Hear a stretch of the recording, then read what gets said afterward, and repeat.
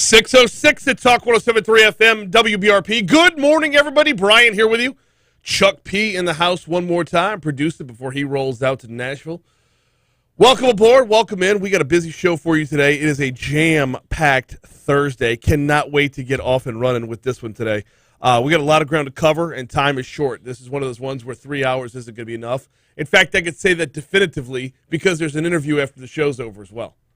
Oh, yeah. Wow, okay, yeah. Oh, yeah. Jam-packed. I didn't even bother to put it on here because I know you got the rest of your job to get to. Yeah. 9:20, Eric Roberts. So, like actor Eric Roberts? yeah, actor Eric Roberts. He's coming back to the show I was again. about to say, yeah, we talked to him We've had before. him on before. We're going to have him back on again today. He's got a new movie coming out called The Surprise Visit.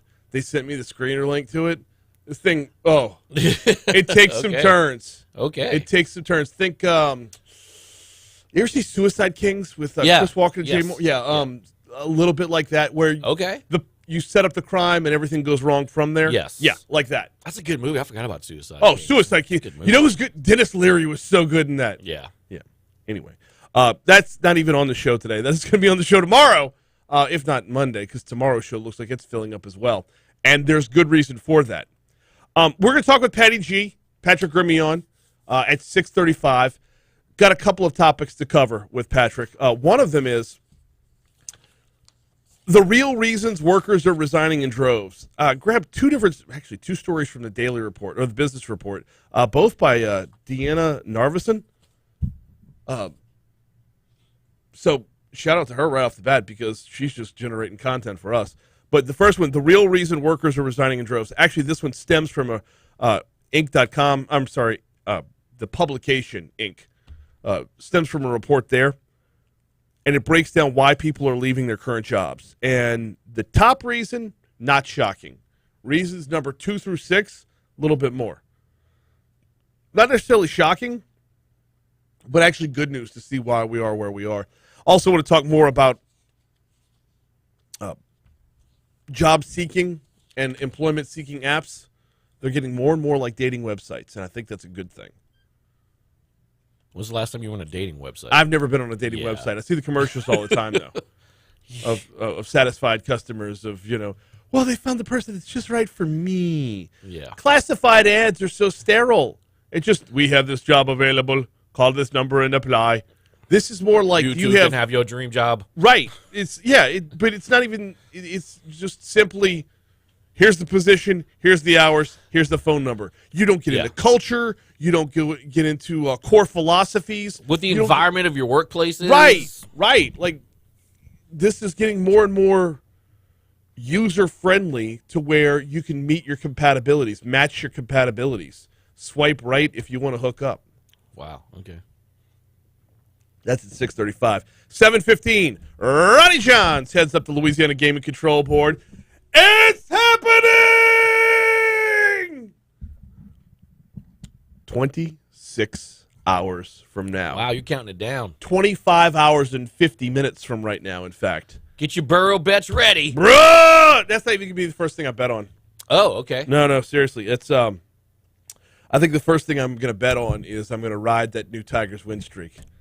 I got to lay down some money on LSU on Saturday. Okay. Mobile sports betting will be available as of 8 a.m. Friday. Ronnie Johns heads up the Louisiana Gaming Control Board. He's going to join me at 7:15 to talk about it.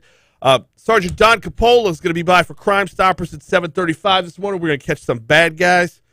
In our 8 o'clock hour, let's talk STEM, science, technology, engineering, and math. Let's talk robotics in our schools. There's an event coming up you're not going to want to miss. Eric B. Lewis, he's been on the show a few times before. Last time he was on the show, he's running for Metro Council. And we're going to talk a little bit about teaching our kids about engineering, teaching them about robotics, and how you can take part. Then we're going to wrap things up with Jennifer Richardson. I don't know if you know who Jennifer Richardson is. You probably do, but don't know it yet. She has been super active in and around Baton Rouge with a little project called Keep Tigertown Beautiful. Basically, we're all getting sick of the litter, so she decided to do something about it. She posted up on Facebook. This was a while ago. She posted on Facebook, we're going to clean up, I forget which area it was. I want to say it was like where Essen meets Jefferson. Yeah. So she goes out there and just does it. And she starts picking up trash, cutting down weeds, turns around about 10 minutes later and sees like half a dozen people ready to help her out. That's great. Like, this is a few months ago. Couple events later, that half a dozen is into more than a dozen, and they're just picking up garbage bags and contractor bags full of litter. On top of that, though, you're going to find out the root of our problems are deeper and seedier than you would think. Ooh. So, yeah. That's all coming your way throughout the show this morning. We've got a lot of sports to talk about. A lot. So I'm going to go ahead and break it right here. I was supposed to do a whole thing on mobile sports betting becoming legal. We'll pause on that until we get back around to Ronnie Johnson 7:15. Right now, though, we're coming up on our first break. Before we take that break, you thinking about your lunch plans yet? It's 6:12 in the morning. You better be thinking about lunch already. I am. Yeah. I've been up since 4:30. I'm going to be hungry soon. You beat me to work this morning. I do. Mooyah Burgers, Fries, and Shakes. Have you had a best case scenario yet? That's a burger? Not case scenario. Queso. Nario. Okay, they got the burger, and then you give you a little cup full of queso. You pour the queso right on top of the onion strings that come on top of the burger. Ooh. It is decadent, sir. Man, you get me hungry. It is glorious. I'm telling you. Can we do it for breakfast? Can we throw an egg on it? Sure. Yes. Yeah, right? Done. Mooyah Burgers, Fries, and Shakes. They got 2 locations. Seegan just north of Industrialplex. Bluebonnet at Highland. If you don't have your lunch plans yet, which why would you at this time of the morning? But if you don't have your lunch plans yet, start making them now to swing by Mooyah Burgers, Fries, and Shakes. If you don't like the best case scenario, no problem. They got the Double Diablo. They got the Hamburger Dog. They've got the A Wonderful. Or just build your own from their menu at Mooyah Burgers, Fries, and Shakes. Quick break. We got a lot of sports to cover next. Let's get down. I can't do jack squat in the production room. Yeah, dude, that room is just. It's not connected to the shared drive. It's not connected to the internet, so I can't. Well, there's an internet computer over here. Yeah. So I can open up something, dub from the internet into Adobe, but it just sits in Adobe and it's not connected to the damn shared drive or the OneDrive or anything else. When did that happen? Because I don't. We've had IP problems all over the place. Yeah.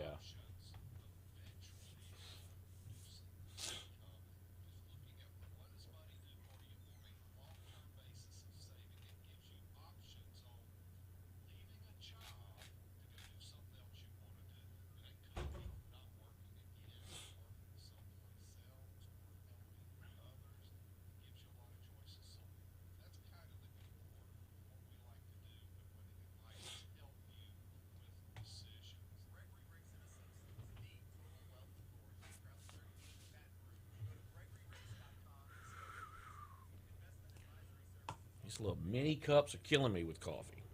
I need a giant cup.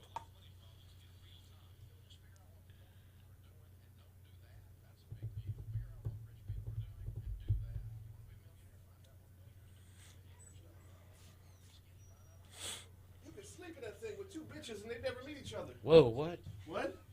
Good morning. Morning, sir. Long time no see. I know, it's been a while. Whole 18 hours.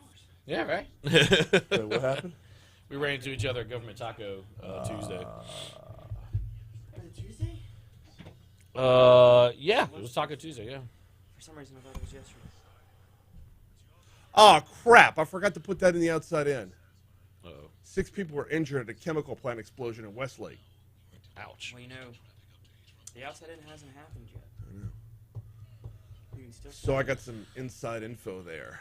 Sources reporting there's actually 2 more people missing. No, excuse me, unaccounted for. They're not There missing you until go. 24 hours later. There you go. unaccounted for. Sounds much better. Oh, crap. Was my mic on? Yes. Classic Haldane. Here's the biggest spoiler alert ever.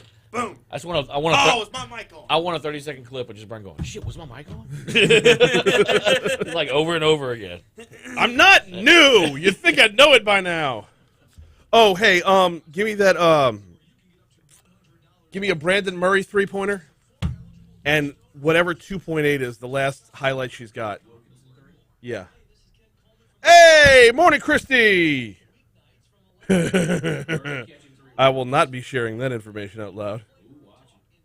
No, I'll show you later. Hey now. Right?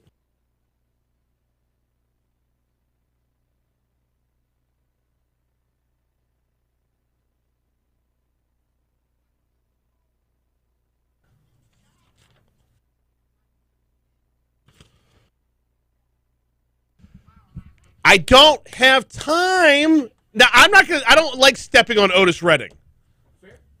Fair enough. I mean, I get that. Thank God it wasn't Mr. Pitiful. We just played the song the whole way Oh, through. that was close. I almost clicked on that one. I was close. Man. It was close. All right, we got a lot of sports to cover here. Where to start? Let's start with the LSU men last night. Break their losing streak versus Texas A&M. 3 games is where the streak ends as General Wade's Tigers topped Texas A&M in the PMAC last night. Tigers trailed most of the game, turned it on in the final minutes with a 9-0 run to cap off a 70-64 win. Brandon Murray led the way with 21 points, including this three-pointer. Out to Murray, catch and shoot 3, good, and we're tied 19-all.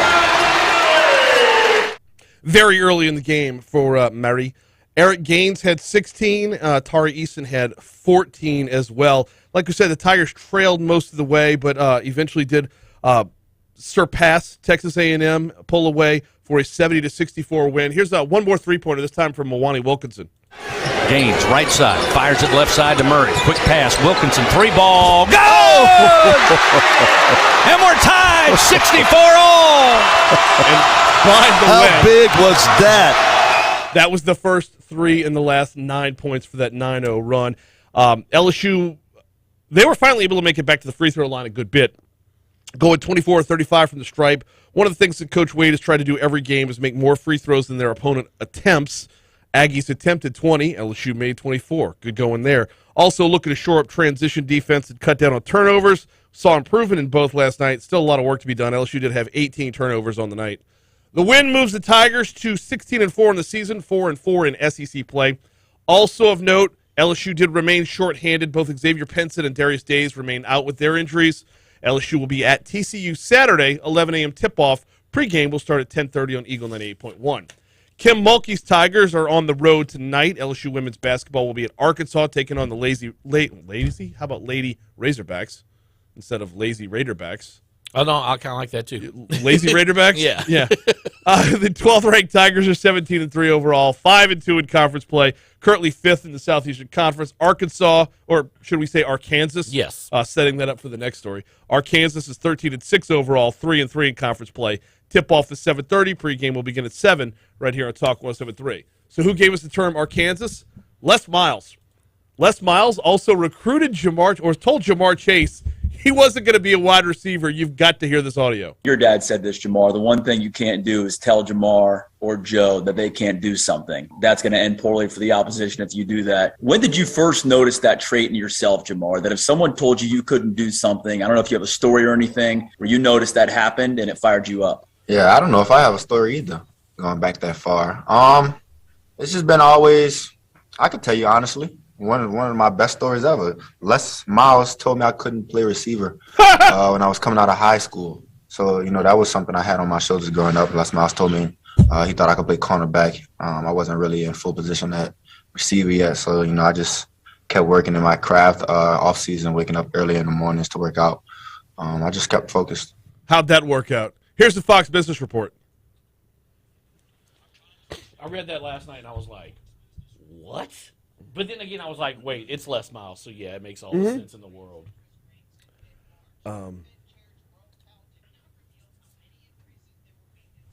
Yo.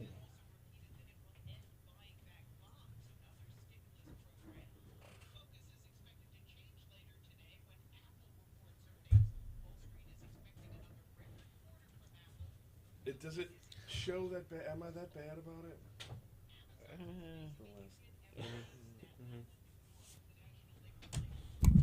It's not an inaccurate statement. No, it's not. I need to be better. No. Do. No. I need to not be a cranky little bitch. Also not true. That's asking for too much there, Brian. You need a balance. You need to equal. Need that. It's a give and take relationship. Yes. Marriage, that is. Also that.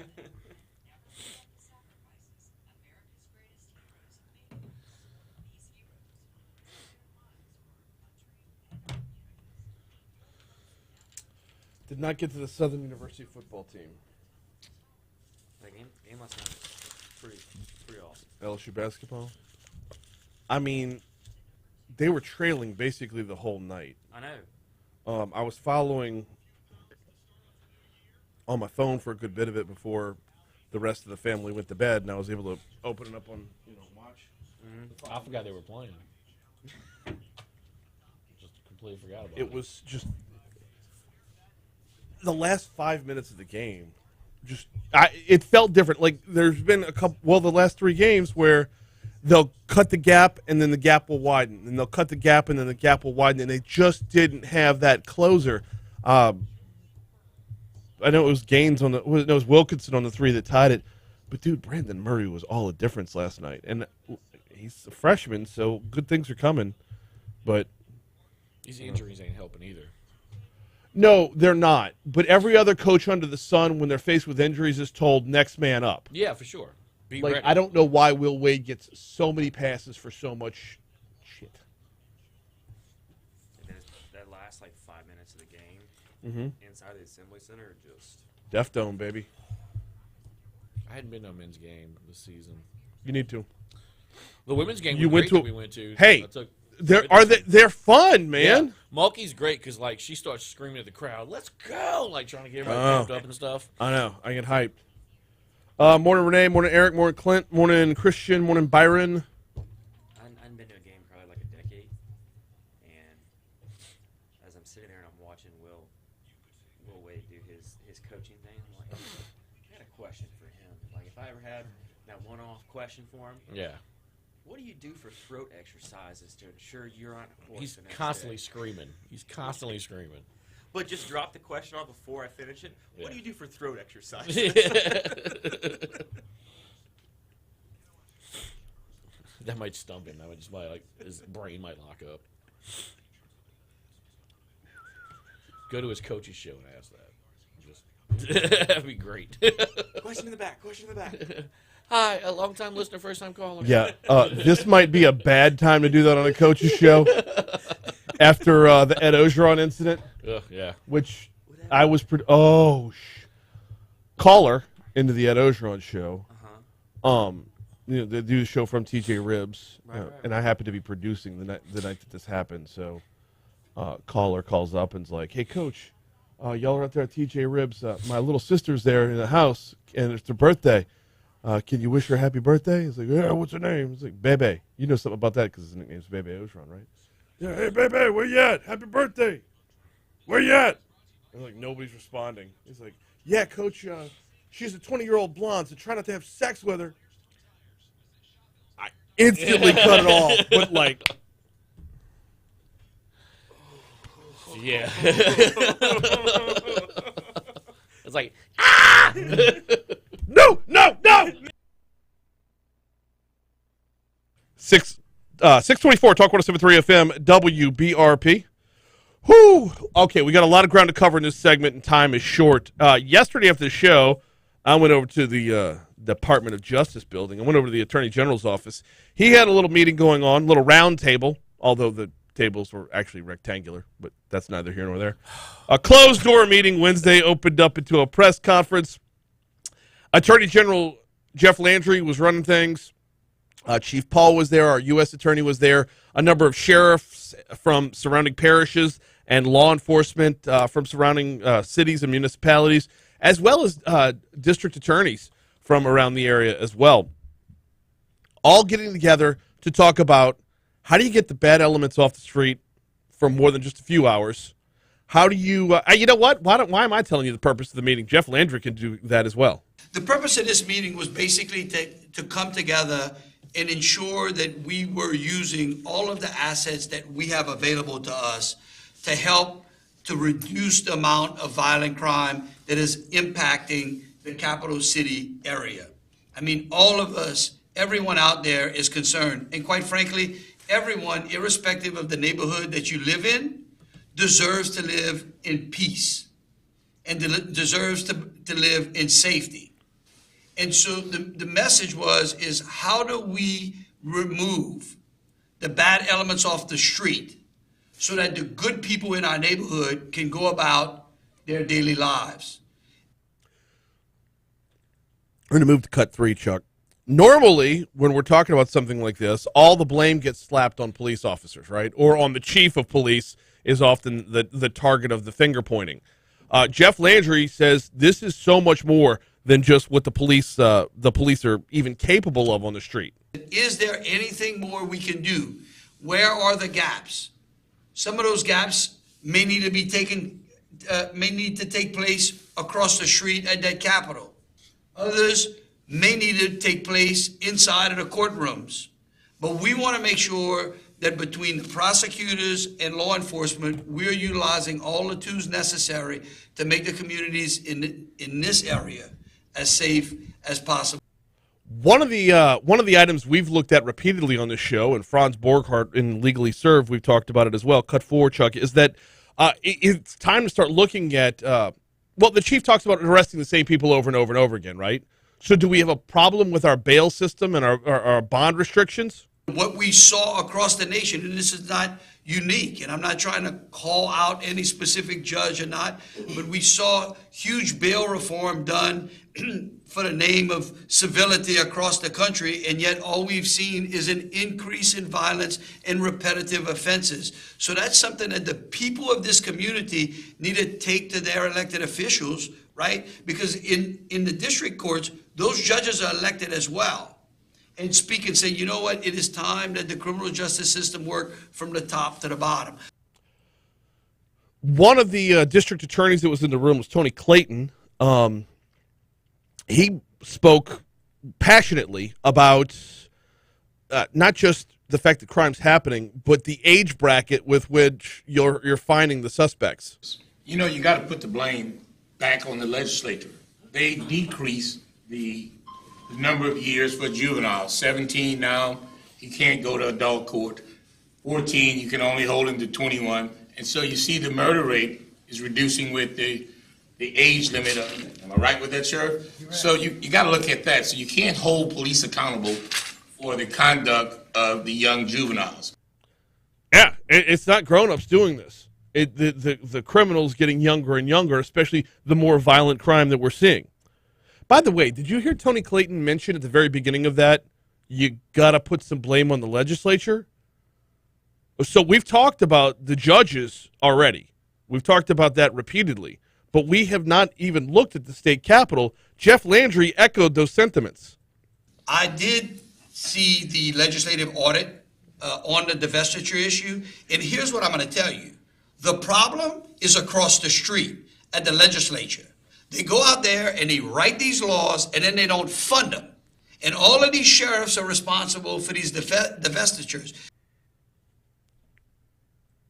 Funding would involve, what, adding to the budget, and that's something you're going to run into problems with on a regular basis, albeit very important right now. My biggest takeaway from the meeting, though, was seeing the group of people at the table together who were at the table together. My biggest takeaway from the meeting, and they made note of it repeatedly, this is just the first meeting. This is the fixins. This is the makins. We're going to have a lot more to come. Seeing any level of commitment at all from a group of people who wouldn't normally converge. There's not often a lot of reason for Sheriff Stassi from Iberville to meet with Chief Paul, to meet with Hill or Moore, to meet with XYZ. You fill in the blanks there. We're starting to see a more concerted effort. Every time you hear the chief or the mayor talk about a holistic approach, well, we're not to the whole yet, but there's definitely more pieces of the pie filling it up. We're getting there. We're getting there. Now, what happens with the judges, what happens with the legislature, that's a long-term thing. That's not going to be solved in any one meeting with any stroke of one pen or any designation of, oh, yeah, we're doing it now. I understand if your take is, well, it's still more talk. All we ever hear is talk. The Attorney General of the state has it on his agenda now to get Baton Rouge specifically out of the top 10 when it comes to homicide rate in the nation. Here's CBS News.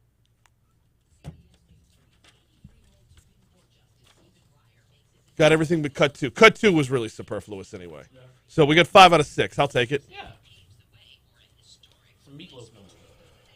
5 out of 6 ain't bad? Yeah. So he died of COVID? I think so. But he's been in bad health for a while. He's So 70. He was 74. And his name is Meatloaf. Yeah. Like, you know that's coming with comorbidities. amazingly a vegetarian. You can't have a fat vegetarian. I dated a girl for a while as a vegetarian. She was kind of like just like lumpy, not lumpy, but just like Does she have tumors? like she had a pooch, and like I mean, Well, no. So you can not do the best with it, but so I guess I need to separate vegetarian from vegan, right? Because vegetarians could still have cheese, yeah. can't they? I think it depends. Like there's different levels of veganism where you like. What's the ones that don't eat fish or something? No, Presbyterians. not Presbyterians. Pescatarians. Eat Pescatarians. fish but not meat. Yeah. Yeah, or like Silicon Valley, Ehrlich Bachman. I'm a pescatarian. I only eat fish that eat other fish.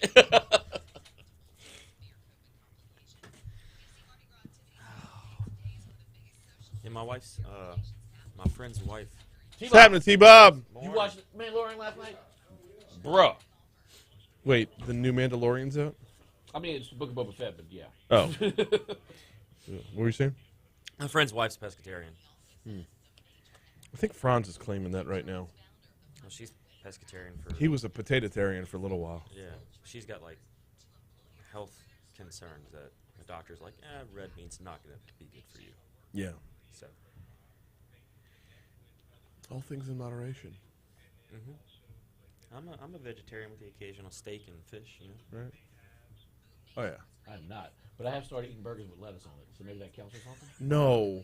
No, it doesn't. But I never eat lettuce and tomato on a burger, and like Now, the you last know, 3 burgers I had, they've So- been fully dressed, and I've eaten them. I That's hate a healthy, having healthy tomatoes. option.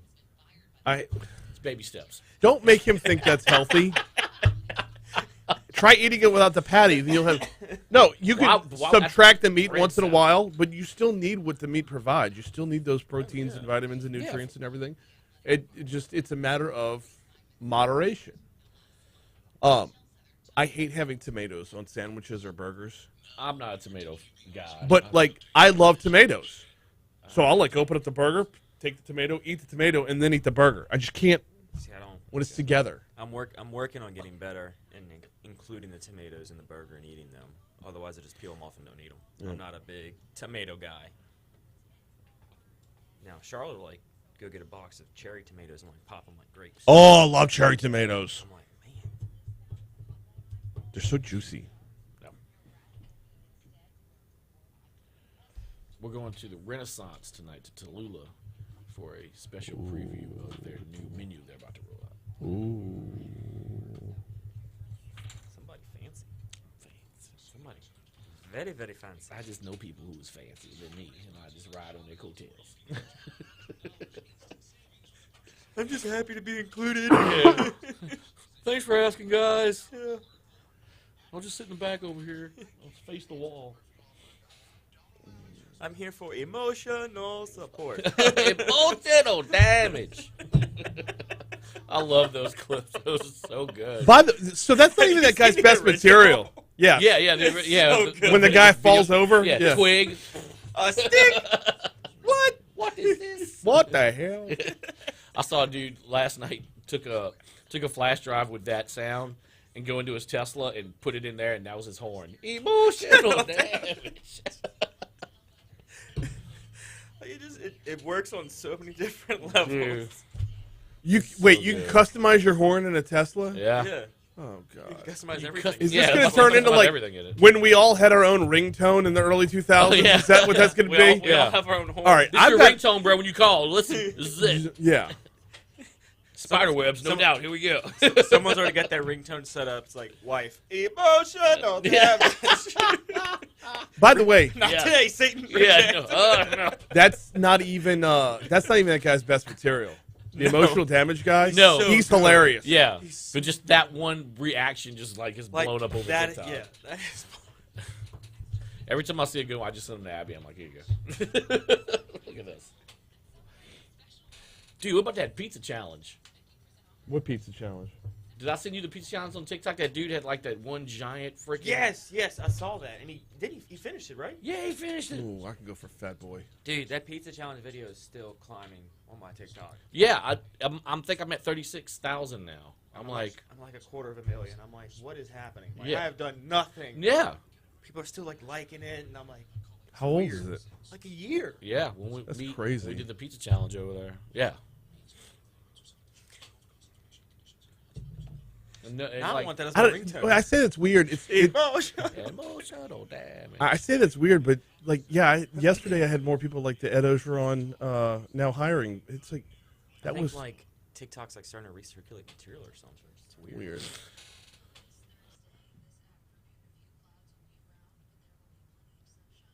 Who is this? Who is that?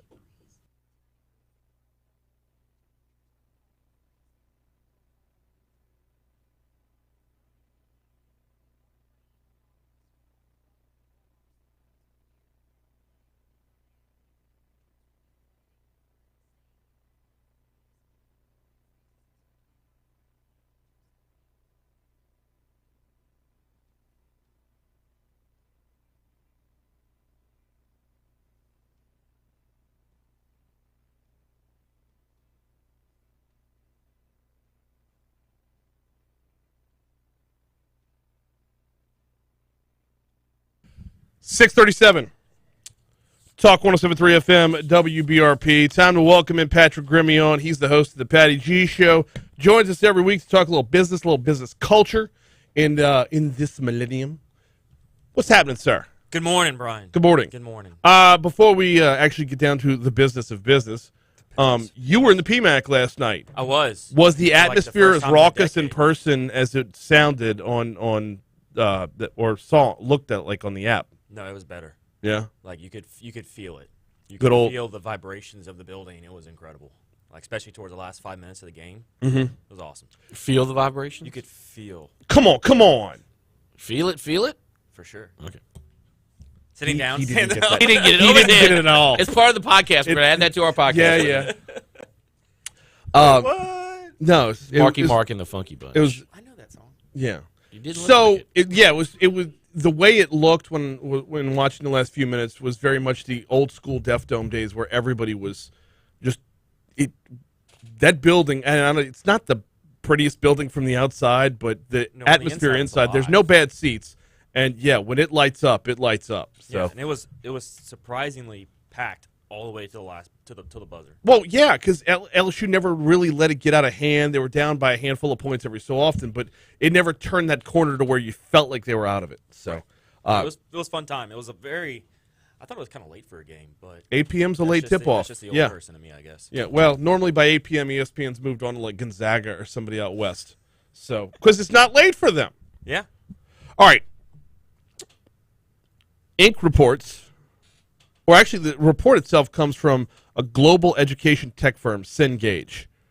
The real reasons people are leaving work in droves. We've been talking about the Great Resignation a lot. We've been talking about people either not wanting to come back to work at post-pandemic or where we're at in the pandemic, people not comfortable with the spot in the pandemic. There's a myriad of things out there that is keeping unemployment looks like it's going down, but the people just not in the workforce, that number is not dwindling at the pace that a lot of people feel it should be.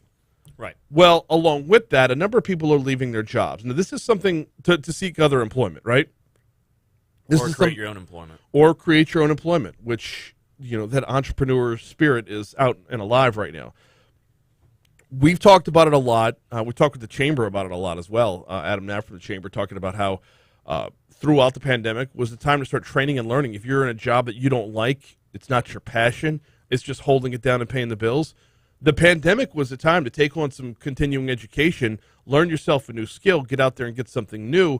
Well, we're starting to see that play out now with the Great Resignation. Top reasons why people are leaving their jobs, according to Cengage. 91% want to make more money. 89% felt burnout and unsupported. By the way, you could have more than one reason, so don't say that adds up to more than 100. You could have more than one reason. 83% no longer felt like they were growing in their current position. 82% said the pandemic made them reconsider their priorities and or professional goals. And 81% said they had other passions or a different career path that they wanted to pursue. The first one feels like the age-old no-brainer. I want to make more money. I like money. I want to make more money. And I think more than ever, the reason people are now becoming so attuned and vocal about I want to make more money is within the age of social media, right? People are becoming more transparent about what they're making at their jobs. They're becoming more open about their business discussions through TikTok, IG Reels, etc. They're able to see it now through their phone that there are other opportunities out there in which they can make more money than they're in now. So why stick around for something that's not paying them as much? Okay, so let's cross-reference that. 91% want to make more money. 83% said they're reconsidering their priorities or professional goals. Are those two mutually exclusive? No. I mean, I think they go hand in hand. You want to make more money, and if it was purely you wanted to make more money, you would have pushed and done a lot of better career development, or maybe even talking to your boss a lot more to push, say, hey, what can I do to make more money within the organization? But then when you realize maybe I'm at the top of where I'm supposed to be, now I need to reevaluate if I want to do something else. Okay, maybe I'm at the top of not where I'm supposed to be, but I'm at the top. I've maxed out what I can do here, and that is 83% no longer felt like they were growing in their current position. I'm wondering, and with great struggle comes great change, and with great change comes the future, right? So how many people capped out in their current position, bailed because they were no longer challenged by it, bailed because they'd reached that ceiling both from a financial standpoint, from an income standpoint, and a career goals standpoint, so they just completely turn the corner, completely hit reset, maybe go back down a few rungs down the income ladder, but with the chance to, one step back to take 3 more steps forward. Yeah, and it all comes down to a period of self-reflection, right? Mm-hmm. And I think the pandemic gave that to everybody. Should have taken some time in that time frame to do some self-reflecting. Okay, am I earning enough? Do I want to earn more? Am I really happy with what I'm doing? And I think that's what the results of these polls show, is that people did. They did self-reflect and realized maybe this isn't something I want to do. Mm-hmm. Instead of getting caught up in the 9-to-5 grind, going there, clocking in, punching out, and just going home, living a fast-paced life, it slowed down a little bit.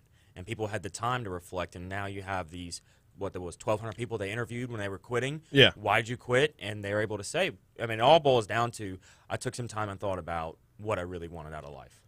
Now, along with that, 89% felt burnt out or unsupported. Those are two actually different categories, yes. Right? Because Sean Payton has felt burnt out, so he retired, but he didn't feel unsupported. He had a 92-minute press conference lauding praise on Mickey Loomis and Gail Benson. There's two completely different things there. A lot of folks who worked just grinded out through the pandemic. Some folks who doubled their workload during the pandemic. Burnout's a very real thing. 100%. But it doesn't mean you are taking on new passions, taking on a different career path.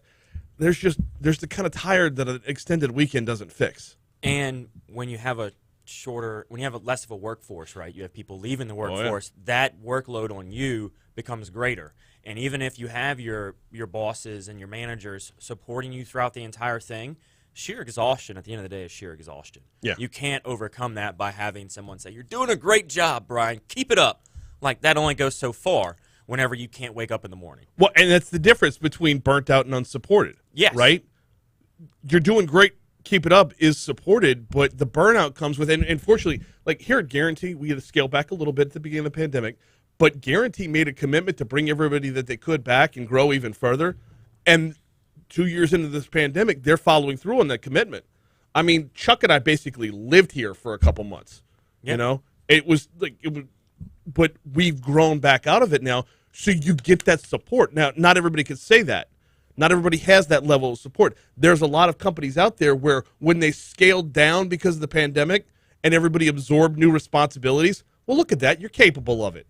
Yeah, okay, I'm capable of it, but it's not sustainable. It's not, and that's how you get people that are burnt out. Right. And support doesn't always come in, just words of encouragement or words of high praise. Support can come into, hey, I've been seeing you've been working, some crazy shifts. Why don't you have off one day this week? Right. Take some time to regroup, rethink, and kind of just take some time for yourself. Or having conversations on the regular, hey, how are you doing? Is there anything I can do to help you? That's a lot more of the support that I think people are looking for instead of just words of encouragement. You have to actually take the time with that employee and say, what can I do to better help you? Once you hit that point of burnout, though, It's hard to come back. I know. Without making a drastic change, Right. so hard to come back. So once you hit that point of burnout, something as simple and as genuine and as nice as saying, why don't you take a 3-day weekend? Why don't you take an extra day off in the middle of the week? Even that turns into, I can't.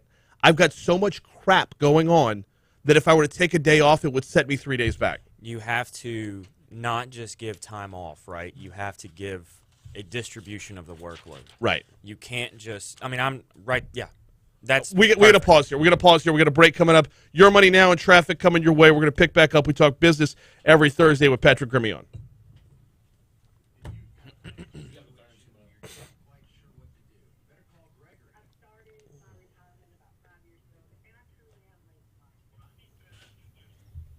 I'm going to do that coming back in. I'm going to make it about the topic.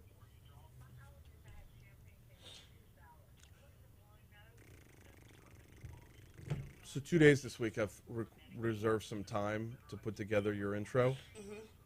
Our production room has been completely offline. It's been... Oh, yikes. Yeah. Shit. So I've got the voice guy stuff on it already.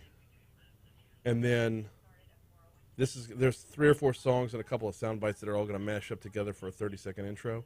Nice. And one of those songs, are you familiar with a EDM artist named Tiesto?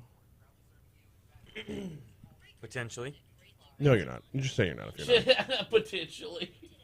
Eventually, when I hear it. Oh, that's your phone. I was like, I think there's dual audio happening. I'm like, what's happening? What is going on?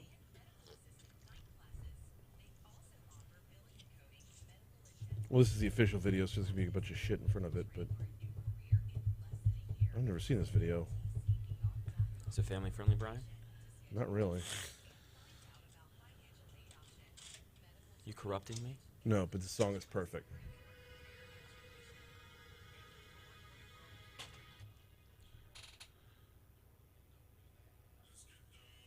Oh, yeah, I know this song. Obviously looking at the video, that's not what he meant. But is she about to have sex with a dead guy? Whoa! Wow, what are you watching now? What are you watching? Haldane? The official music video for Tiesto's The Business. What kind of business are they doing? Well- YouTube library going on over there. Yeah. So This yeah, turned into a Brian Haldane reaction video. Yeah. Oh my God. no, this chick walks in. She walks into, I guess this is the morgue. She checks a toe tag, and then like she takes her coat off to like reveal some little crop. I gotta watch more. Christy, I hope you're not watching right now. No, she's got to be taking care of kids by now. She got the morning circus. She puts a cassette in a cassette player, and that's where the music's coming from. Oh, that's cool. Retro. Whoa, dude woke up. He ain't dead. Okay, that makes it a little bit better. Or is he Why a is zombie? he in a morgue? Well, they've already done the autopsy. Look at his Oh, chest. no, he's a zombie. Dude. Everyone's a part of this reaction. Brian, video. don't subject me to this. It's too early. Buzz! We need a sound button for emotional damage. I mean, Yes. now they're in a Getting coffee that shop soundbite. with the 80s boombox.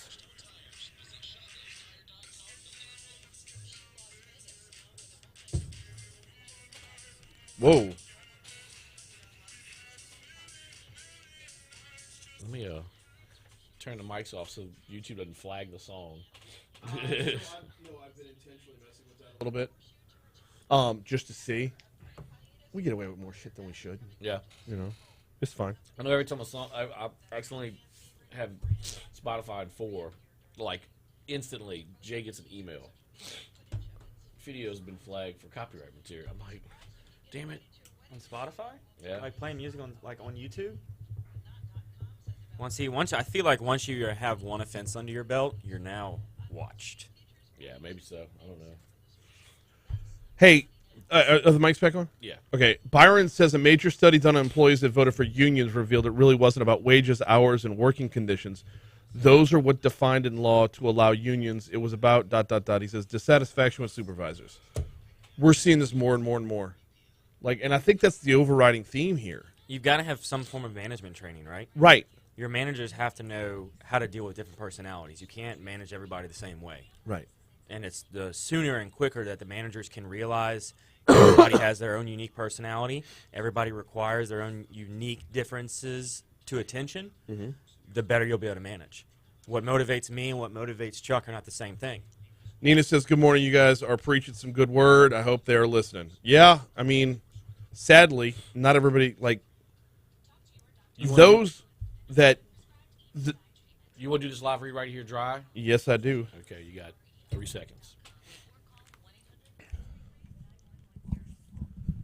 Getting back to talking business with Patrick Gremillion in just a minute, but let me tell you the best way to boost employee morale this morning, swing by Mathern's Market downtown on 3rd Street or Nicholson Gateway Shopping Center right across the street from Tiger Stadium and grab a king cake.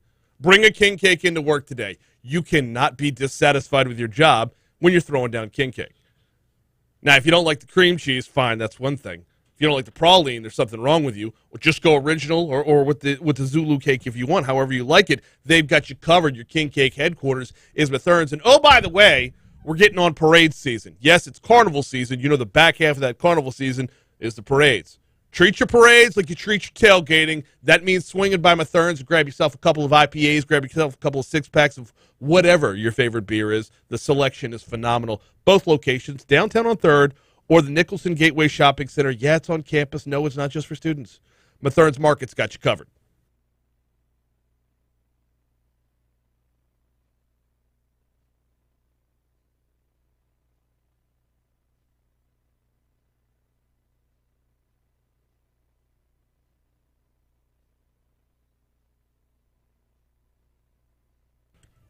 All right, we're talking business with Patrick Gremillion. Patty G. Emotional damage. So, okay, if you're not watching this show on YouTube, you need to be, because so much goes on during the breaks that I hate having inside jokes carry back over on the air, but sometimes it happens. Check us out on YouTube, Mornings with Brian Haldane. Subscribe while you're there. We're talking about the real reasons behind the Great Resignation. And one of the things that comes back around to is, from a management standpoint, the pressure's on right now. Because this isn't a matter of do your job, quit whining, do your job. You're lucky to have a job. Baton Rouge Area Chamber's website, there are more jobs available than there are people to fill those jobs. And more jobs become available, or we're in an environment right now where the safety net is set for you to create your own job and not fail at life. Right. So I saw an article from NPR that said the Great Resignation ? More like the Great Renegotiation. Mm-hmm. You're now in the position as an employee to renegotiate some different terms. Maybe, say, boss, look, I want to stay here, but some things have to change. Right. You can't continue doing the same thing. Tell me, get your work done, do it, ask questions. Okay. How do you walk that balance of what is a legitimate renegotiation and what is just straight up entitlement? I think that's a tricky situation. Right? That's a very tricky situation. But I think you have to look at it from both perspectives. As the employee, if you're going to renegotiate, you can't come in there with just sheer crazy out-of-the-box requests, nay, demands. Mm-hmm. You have to come in and realize this is also a place of business. They have to keep things going. I can't put too much strain. Otherwise, the job won't be there. Right. If I make too much of a demand, the job won't be there. If I go too far outside my bounds, maybe I'll just get straight fired. And then I'll have to go establish a whole new relationship with a whole new employer and work through a whole new set of problems. We're going to get into that in a minute because advancements are being made that help along the way with that. In fact, one of them by Chris Moe, that is the founder of Waiter. Yeah. We're making advancements on that front. But let's cover one more thing when it comes to job dissatisfaction. We've talked about this from how employers need to adapt. Employees, we all need to recognize our strengths and weaknesses. Only problem is when we have our own personal weaknesses, if they're viewed as a weakness from the employer's standpoint, there's always a hesitancy to admit what you're bad at because it's detrimental to the bottom line. Like there are things I'm good at and things I'm terrible at. Yeah. And being able to be open and honest with my employer and saying, Yeah, I did not do this because I suck at it. Can someone else do this? I'll pick up other stuff for sure. And that's the second part, being willing to take on other responsibilities in the world of which you're good at. Right. Say, look, I'm not the best at doing X, Y, and Z, right, but I'm really good at doing A, B, and C. I know, Sally down the hall is really good at X, Y, and Z and not good at A, B, C. Mhm. I'll take some workload off of her. Yeah. I'm terrible with detailed minutia, like filling out reports and stuff. I could do the creative end all day long. Yeah, well, there's just areas where, and because I'm bad at it, I put a mental I procrastinate on it. Yeah. And then you come down to the deadline and the wire, and you're like, oh shoot, Why this didn't is this supposed get to be done? done in an hour. Yeah. And then you get burnt out. It's like the cycle continues, Brian. Exactly. Have you heard about Boom Nation yet? I have. I love this. Dude, it's an intriguing application. Waiter founder Chris Moe is again flexing his digital skills, backing a new app called Boom Nation, which is a social media platform and job board that helps businesses find skilled workers in the current competitive labor market. And we talked with the Baton Rouge Area Chamber about some stuff that they're working on and LSU's working on as well to help better match potential employee with potential employer. It goes a lot deeper than this is the job description and this is the pay rate and these are the hours. It goes to culture, core values, personality traits. According to a news release, Boom Nation aims to optimize the workforce recruitment process and communication between job seekers and hiring managers in trade industries such as construction, manufacturing, oil and gas, transportation and warehousing, and utilities. Now, these are some areas where you would think that job description would be pretty cut and dry. You would think. But not today. No, there is so many, because they're so short on workers, right? Your job description may begin as one thing, but then gradually shift into another within the matter of a week or two. Right. Just because the work's got to get done.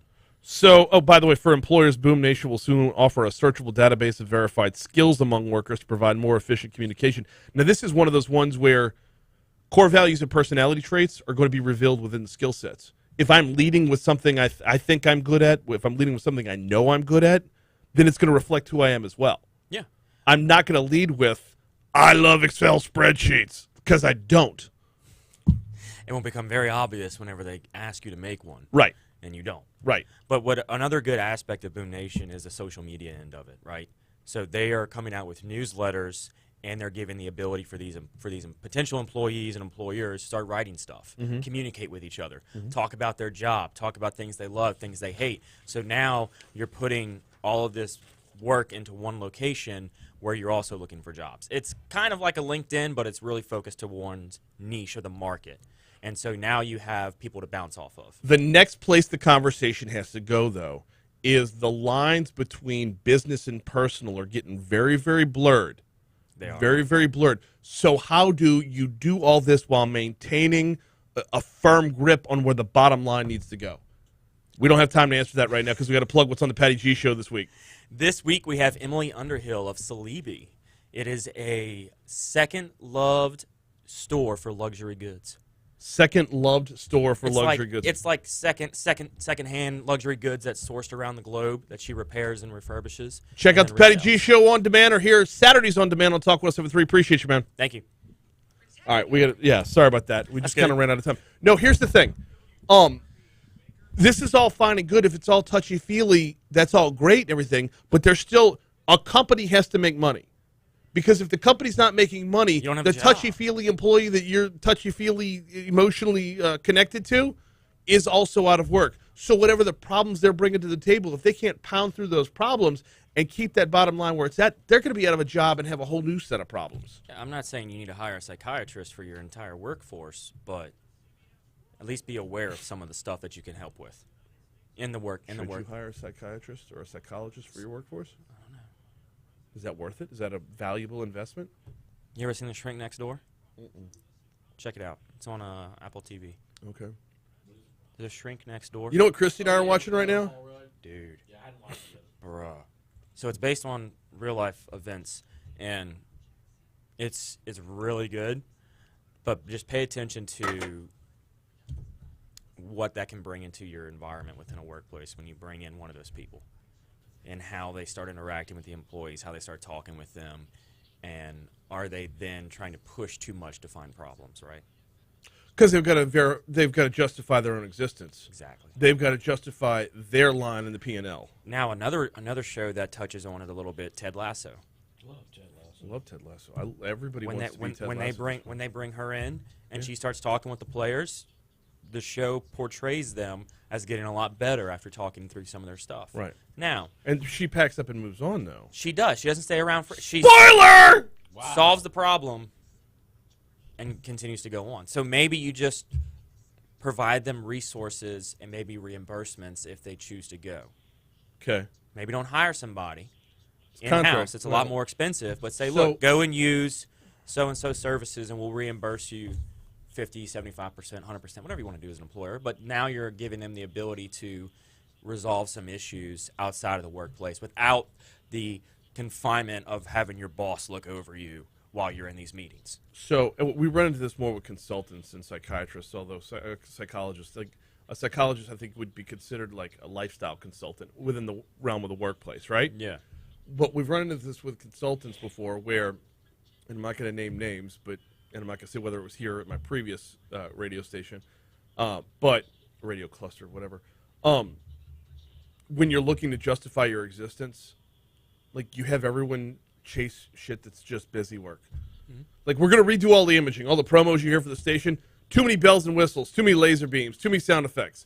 Clean. We want clean. Get the message across clean. Once you've completely done that, 3 months later, you know what? We need a call to action. We need the show to be bigger than life. We need more audio. We need. It's like, you just had us clean all the crap out. Now you're basically, we're chasing our tails in order for you to justify your paycheck. Yeah.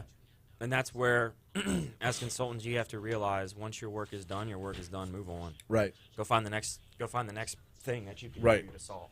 Like, you can't, as a consultant, you can't sit there and always be finding things and chasing things without creating problems yourself. Let's see if we can get a couple more of these comments in before you get out of here. Byron says, learn your employees' kids' names.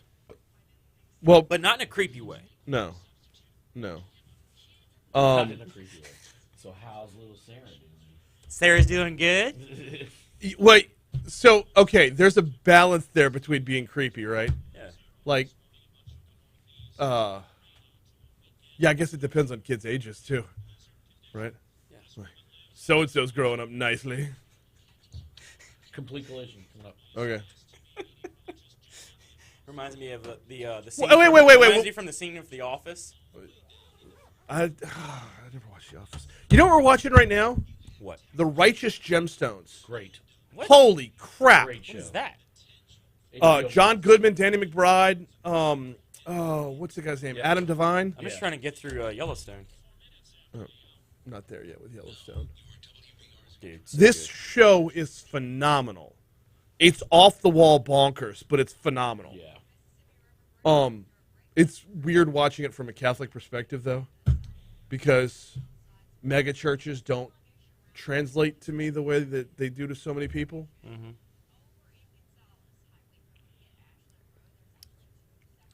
I balance on that line all the time. The key is to be able to do the things the boss doesn't even know how to do. That's valuable. That is super valuable. Know how to do things the boss doesn't know how to do. Mm-hmm. Or are capable of, yeah. Prove your worth not by creating more problems and then solving them, but solving the existing problems. Yes. Don't be like, oh, this mic arm's working just fine. Let me cut it in half. Oh, you need a new mic arm. I'm your guy. Also, don't create value by peripheral, like... Okay. Chuck's beaten me to the punch the last 2 days, but I'm the first one in the building every day, right? So I make the coffee.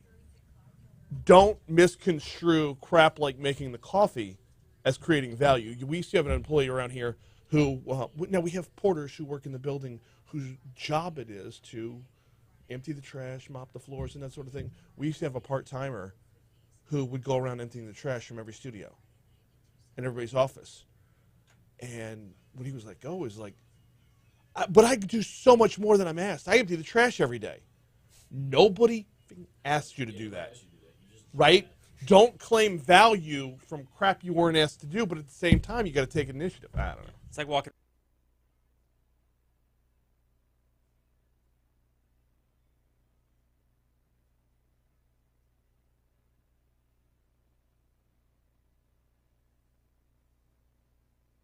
7:06. Talk 107.3 FM WBRP. Ooh, man. I got fun, didn't it? Yeah, that was good. All right, hour 2 of Mornings with Brian Haldane coming your way right now. Once again, if you're not watching us on YouTube, get over there and subscribe, darn it. It's a good time. Smash the button. We're having a good time. Shout out to Dusty Slay again. We're having a good time. Having a good time. We got a busy hour for you this hour. Ronnie Johns heads up the Louisiana Gaming Control Board. And tomorrow, 24 hours and 53 minutes from right now, it's on. It is on. Sounds like we're about to Mobile. fight. we going. You know what? Not only will we fight, but we're going to bet on who's going to win from our phone. Yes. Literally 20. You know what? I might take off the first hour of mobile sports betting just so I can like run around the building and be like, hey, I made a bet from a couch. Hey, I made a bet from the toilet. Hey, I made a bet in my office. Just all over the place, placing bets. We're just one step closer to being those people in the floating chairs in Wally. That's where we're headed, Brian.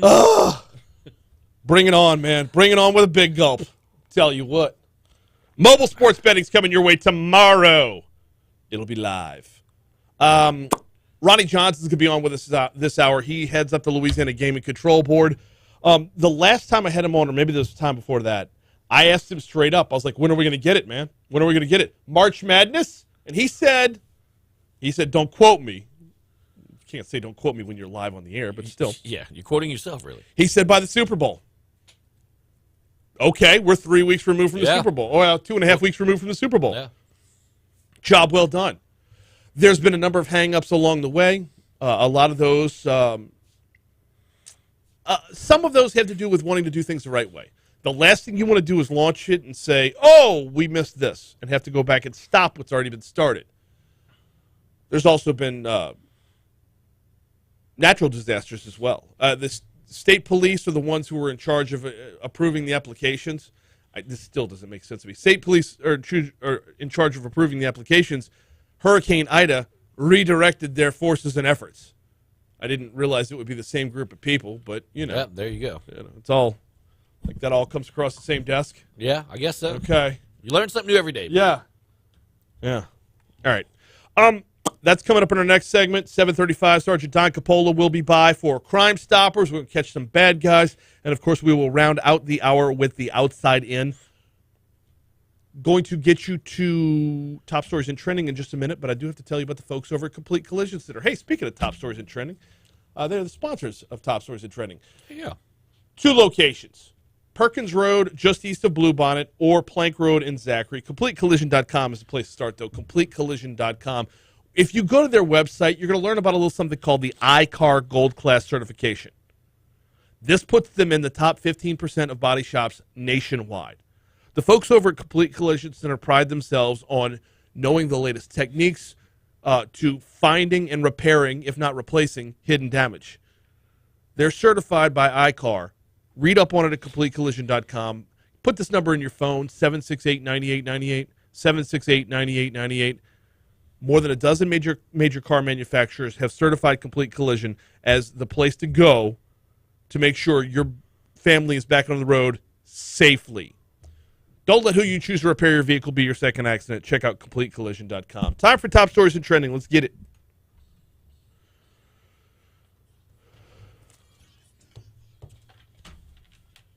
Talk 107.3. Hey, Talk 107.3. Okay, now I'll be down in a second.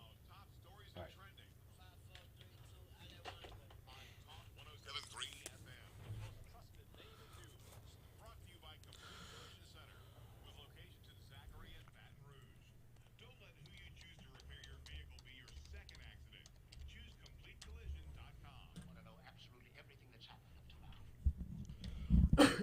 A nonprofit bike shop on Government Street is out thousands of dollars after more than a dozen bikes were stolen on several different occasions. Front Yard Bikes is known for mentoring children in the capital area. However, in the month of January alone, they say their facility has been broken into 5 times. Broken doors, windows, and glass litter the floors in certain areas of the old church they use as their center of operation.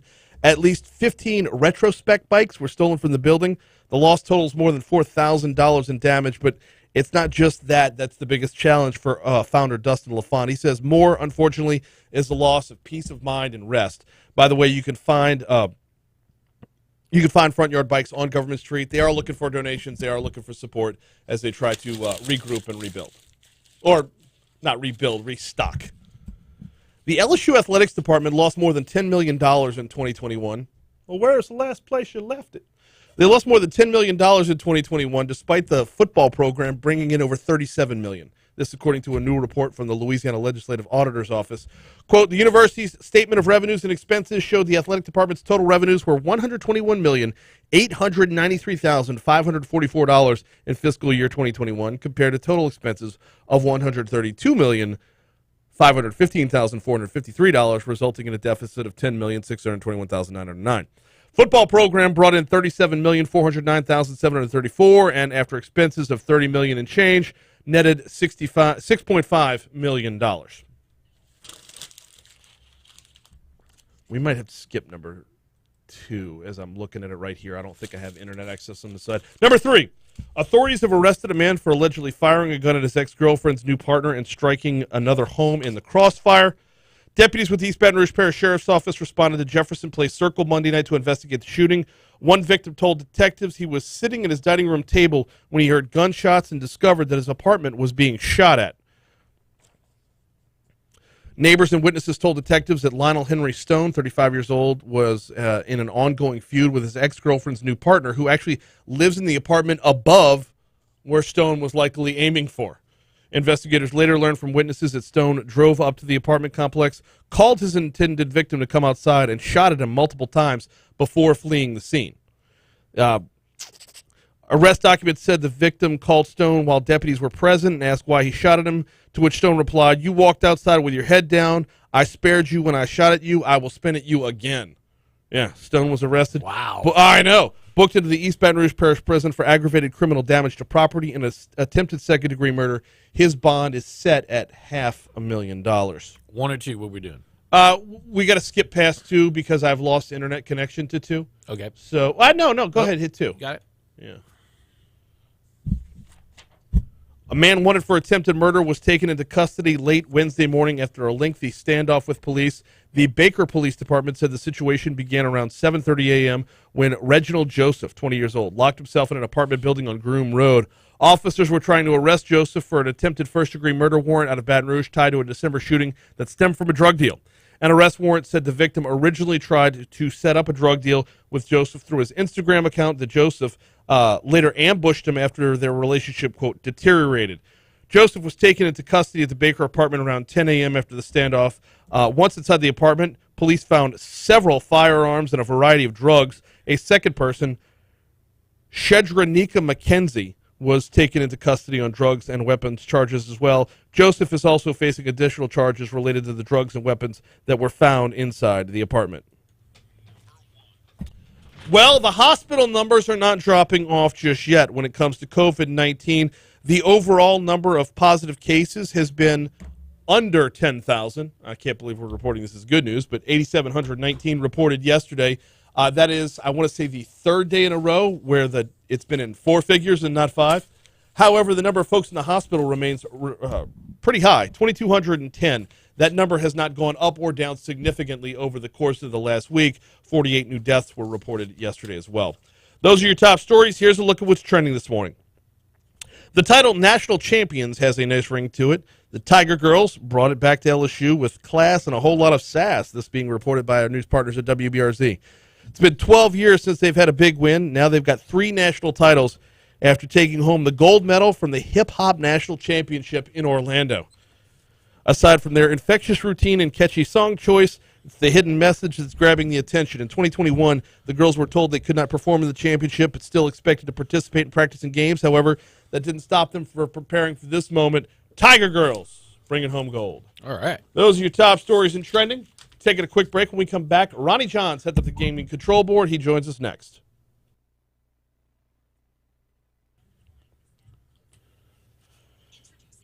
I'm going to get you his number. I guess he got in.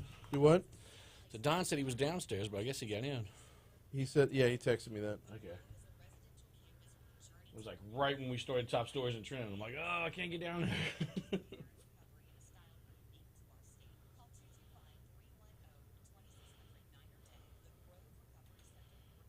All right. I just texted you Ronnie John's number. Cool.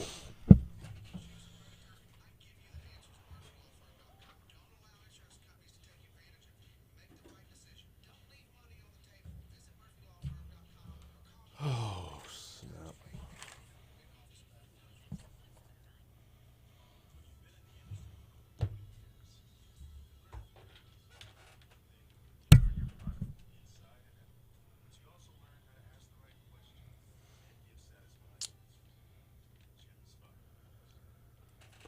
And Hina says, I do not like empty promises from the employer. For example, you do the work for a pay increase. You ask for the increase, and they say maybe next time, but the supervisor gets the pay increase. That's a toxic environment. Get out of there. That's part of what we're seeing, right? Haldane calling for your segment. How you doing today? Good. It is early. Yes, sir. You're correct. Well, we appreciate that. Thank you very much. We're about to come out of commercial. We'll go ahead and put you on hold, okay? All right.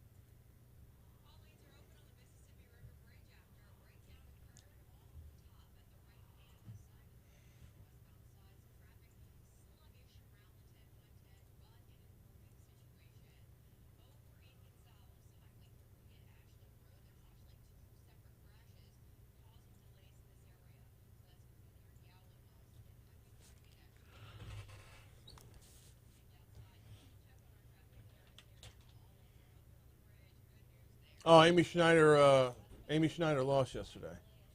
Yes. Huh.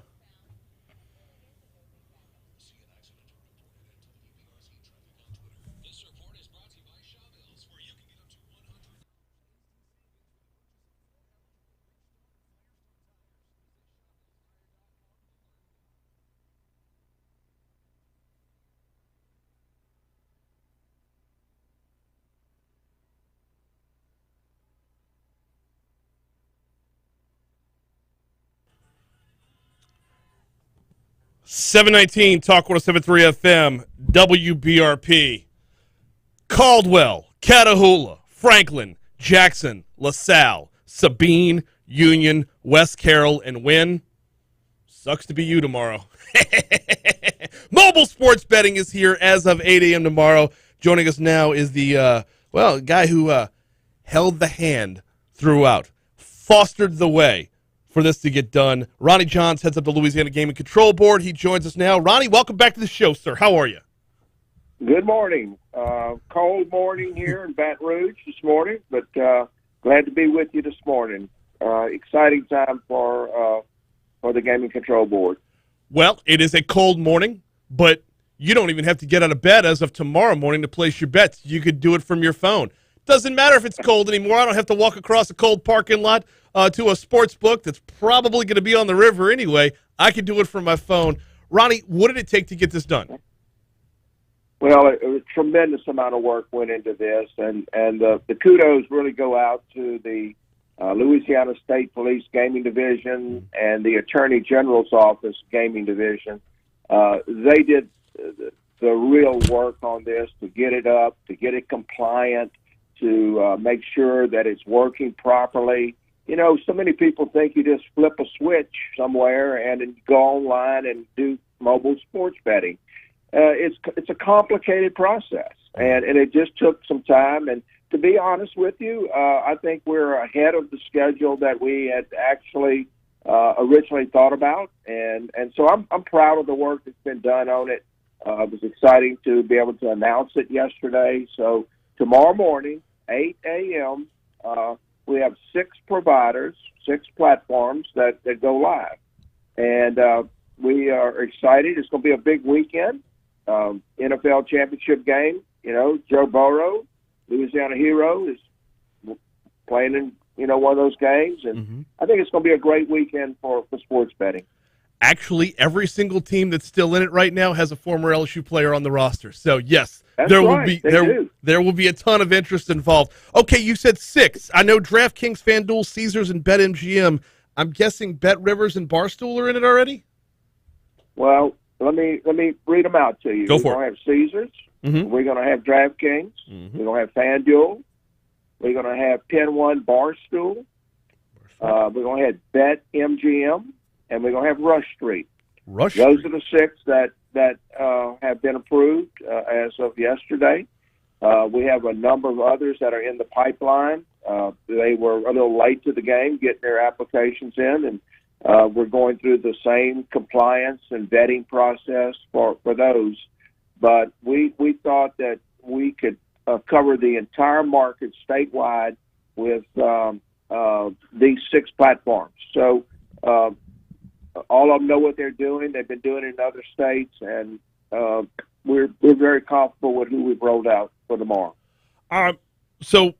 Last time I had John, I asked about that, whether or not all the licenses had to be filled out before it launched, and you were very clear you want to have more than a few, but there would be room to grow on the back end. You just wanted to make it available to everybody, and I think y'all have found a happy medium with that.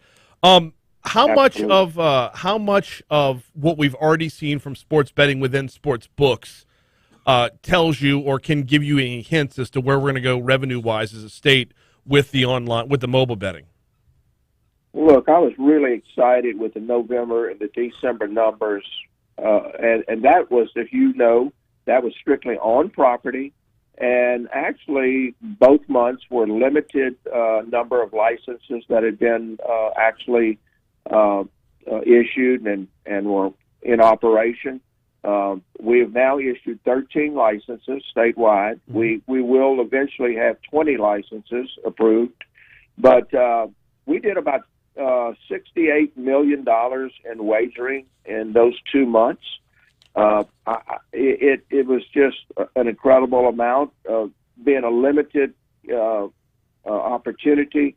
You got to go to a casino, place your bet there. The sky's the limit with the mobile coming on tomorrow. I think we're going to see some significant numbers, and maybe in a month from now, I can give you a really good picture of where we think we're going to be. But it's going to be significant. The one thing that probably doesn't realize how we tax these sports betting licenses. We tax their winnings at 10% if it's on property, but on the mobile component, we're going to tax those at 15%. And so mobile is going to be where the real source of revenue for the state comes in, and for local government.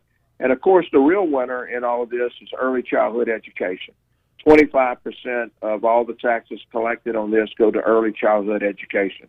That's a significant amount of money. Let's talk about that for a second, because for those of us that remember when casinos first got launched in Louisiana, it was all the revenues go towards education, but you kind of air quote education along the way, and we weren't as specific as we should have been, and a lot of people feel like they were sold a bill of goods on that. This is very specific. Early childhood education is a lot different than continued training when you work for the Department of Health or whatever.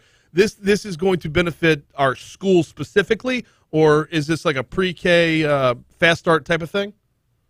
This is early childhood education is your pre-K, but that is no doubt the age of children that we need to start the education process.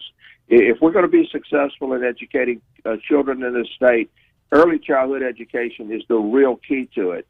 And it's statutorily dedicated. It is dedicated. It can't be sloughed off into something else. People also don't realize that all of the lottery proceeds in this state are constitutionally dedicated to K through 12 education. Right. So we do use a lot of gaming money, and the rest of the gaming money that goes into the general fund, That's how we fund education, is through the state general fund. So while it may not say statutorily dedicated to education, the matter of the fact is it does go, a large part of it goes to education. I sat on the Senate Finance Committee for 10 years, and I can tell you, I know how the state budget works. Gaming is the number one source of private industry money for our state budget now.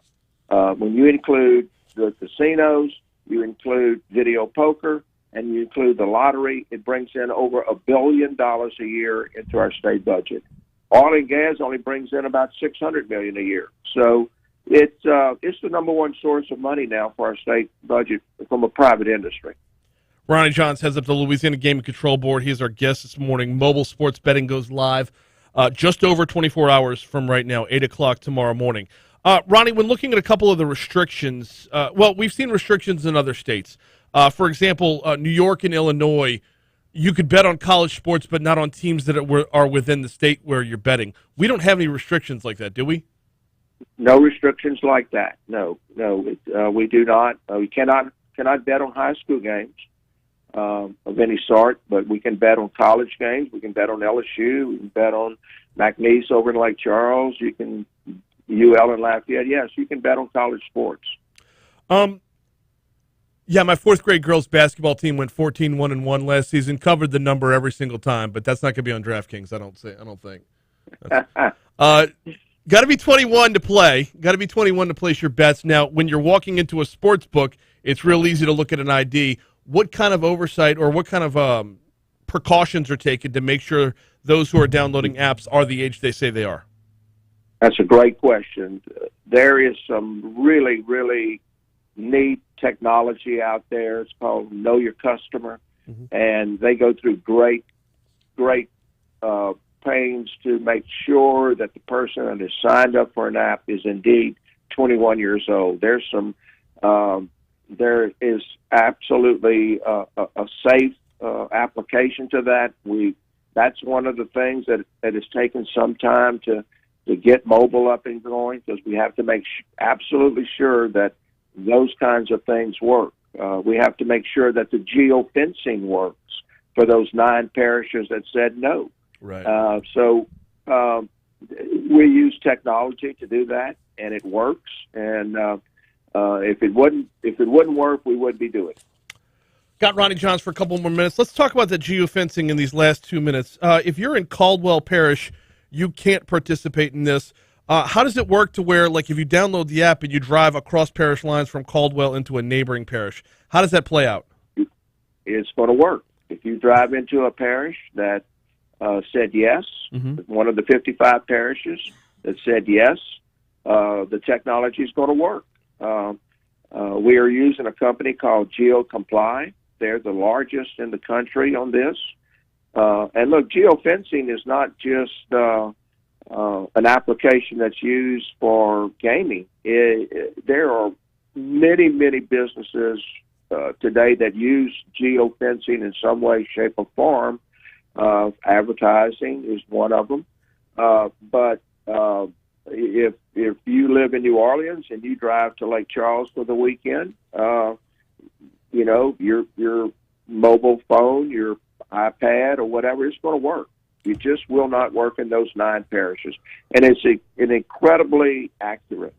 It's as accurate as from one side of a road to the other side of a road, and we're very, very confident that this works really well.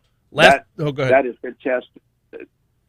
I can assure you there's been a lot of tests going on and testing going on that in the last few weeks. Yeah, I brought up Caldwell specifically because Caldwell is surrounded by Franklin, Jackson, LaSalle, Wynn. I mean, these are we have a cluster where they said no. So congratulations, Ouachita. Everybody from that area is going to be converging on you. Ronnie, before I get you out of here, man, I really appreciate your time this morning. I'm sure today and tomorrow is going to be really busy from your end. Last time I had you on, I asked if we'd have this in time for March Madness, and you said the Super Bowl. So as far as my timeline's concerned, you're in 2 weeks before deadline, sir. Good job. Well, thank you very much. Just like I said, it's been a team effort with State Police and the Attorney General gaming division and our board staff at my office. A lot of overtime work has gone into this, but we knew how important it was, and it's something that the people of this state has really been asking for. So we're going to deliver it tomorrow morning. He is Ronnie Johns, heads up the Louisiana Gaming Control Board. It goes live tomorrow. Ronnie, appreciate the time, sir. Thank you very much. Have a great weekend. You do the same. Well, I will now. That depends on whether or not the Bengals cover. You may have a good weekend. I might have a good week. I might be cursing his name on Sunday night. All right, we got a break. We missed CBS News. Justice Breyer is resigning. There's your CBS News. Let's get to our local news, traffic, weather. When we come back, we're going to catch some bad guys. Crimestoppers is next. You have a good weekend. I mean, debatable. Cincinnati's getting 6.5. I might buy an extra half point on that one just to make it a full touchdown. Or I might shop lines. Look, I don't want to have a million apps on my phone, but there's no way I'm not downloading all 6 of the first ones. Like you said before, man, you cash out. You get $250, $100, whatever they're giving you for free, even if you have to match it. I got FanDuel, DraftKings Sportsbook, and BetMGM ready to go with all my credits. So the only one that's not in yet that I'm waiting on personally is Bet Rivers. Yeah. And that's because Ott's got partnership with them. Yeah. I'll have Barstool right after the show. I'll be simultaneously downloading the Barstool app while interviewing Eric Roberts. Boom. Done. Yeah, I don't have internet anymore on my pooter. Sucks.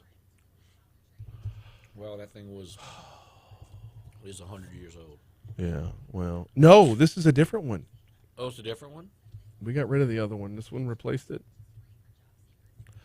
I think this is the IP address problem that we've been having throughout the building. Could be it. The reason why production room 1 is the cone of silence. Yeah. It's just weird how it's that one. No, dude. It's been all of them. They've been going back through and putting them back online and only. But one not having a share drive on there when it was on. Yeah, not having the internet's one thing. Not having the share drive is baffling to me. Yeah, I don't get that. Because 2 weeks ago they had it because I did my podcast in there and saved my podcast to my folder in the share drive. Well, I had to come in here to do news yesterday, which sucks because all the favorites, when you have everything saved out where you're getting everything, yeah, it tripled the length of time it took me to do a 2.5-minute newscast.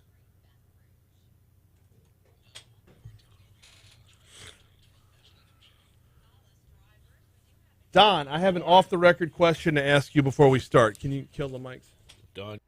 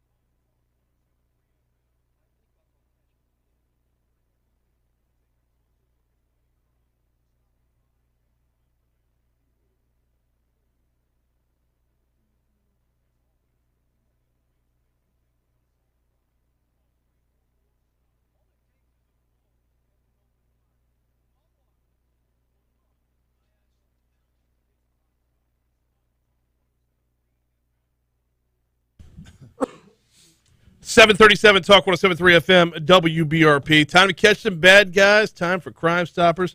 Time to welcome in Sergeant Don Coppola. Don, welcome back, sir. How are you? Good morning. Thank you for having me. You're fighting through the same sinus issues that I think we all are right now. It's just miserable. This weather. It's hot. It's cold. It's yes and it's no. It's in, then it's out. It's up, then it's down. Yes. Yeah. I've been battling it myself. Every morning I'm having to shake off the NyQuil from the night before, right? That is it. All right. Yeah. We got a lot to cover today. We're going to got some suspects we're going to talk about, some fugitives we're going to talk about, but I got to start here. Something's been tinkering in the back of my head. I've been seeing more perp walks on the news lately. Yes. And I feel like this is something that we need more of. Because when it comes around to Crimestoppers, from a citizen's perspective, my level of trust and faith in the system is going to be based off of results. When I see a perp walk, I see results. You see results, correct. And if you notice on the Baton Rouge Police Facebook page, we used to, and we still do, put the suspect, the arrestee, on there. But now what we're doing is photographing those investigators that put the work in to show that, hey, these men and women or some of the ones that put the work in to have the results of that arrest. Right. Well, we can't name men and women, though, right? Like, when it comes to the Baton Rouge Police Department, like, no one's going to say after the fact, like, here's a murderer or alleged murderer A, due to the efforts of Detectives Briscoe and Green, we were able to find him. Well, and in some cases on the perp walks, after some of the news affiliates, a lot of time it's the print media. They'll put who is walking that individual, but not who made the arrest. I mean, is it like? Well, a lot of times the ones that walk are a part of that arrest, and sometimes it's a bigger group. So you may have lead investigators, and then investigators that assist. So it would be those lead investigators that are actually the ones most of the time doing the walk. Okay. It's one thing that in sports, you have a box score after the game. You know who racked up what numbers, right? You know Steph Curry went off for 35 one night and had 8 assists, right? You don't know if Officers Reagan and Janko made 15 arrests last month or whatever. Like, And those supervisors keep stats of those cases, but I can tell you that as Chief Paul has mentioned time and time again, the statistics as far as the clearance rate is equal to, if not just above national average. So if the clearance rate is well above national average. It's well above. So that just is a small token of the great work that the men and women of the Baton Rouge Police Department, since we are talking about Baton Rouge, are putting in. Yeah. With the help of Crimestoppers. And you see a perp walk on TV or you see it on social media, and you know, besides the investigators that are putting the work in, it's also the community, the ones that are picking up the phone, going to the P3 app, getting that tip to Crimestoppers that's getting passed on to investigators, right, to assist them in the arrest that they are making. But it's a weird balance though, because you wouldn't want to think of like quote unquote all-star cops, you know, because number one, if Steph Curry goes off for 35 on the Lakers, Anthony Davis isn't hunting his family down afterwards. Like, you don't want to enter that scenario.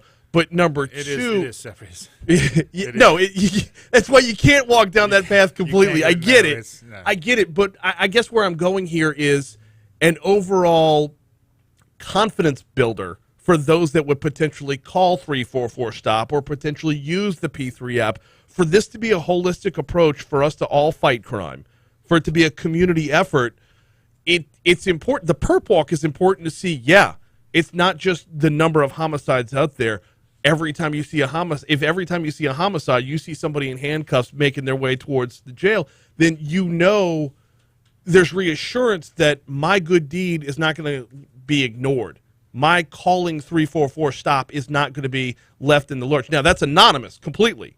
But anonymous. just to get into people's psyche, into people's feelings of security, seeing that level of support, I think goes a long way.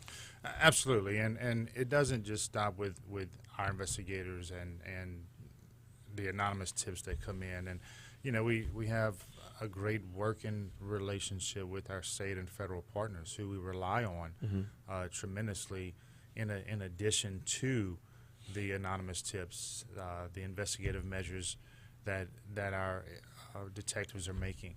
It all comes together for the end result of finding, arresting that bad actor or actors for those crimes. Well, and I think we're starting to see a turning of the tide here. The whole defund the police garbage is going away.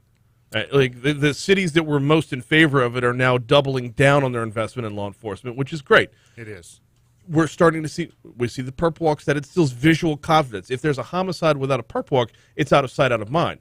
Bad guy did bad thing, and that's all we see. When we see good guy catches bad guy, that triggers emotionally. Then add to that what happened yesterday over at Jeff Landry's office, where you have this commission, this meeting of the minds, where law enforcement and district attorneys and whatnot all get together and show, hey, here's another force multiplier to know that those that want to fight crime are really starting, I don't want to say taking the reins, because they've always taken the reins, but starting to identify where the problems are that are a little more deep rooted than just see bad guy catch bad guy. Exactly. And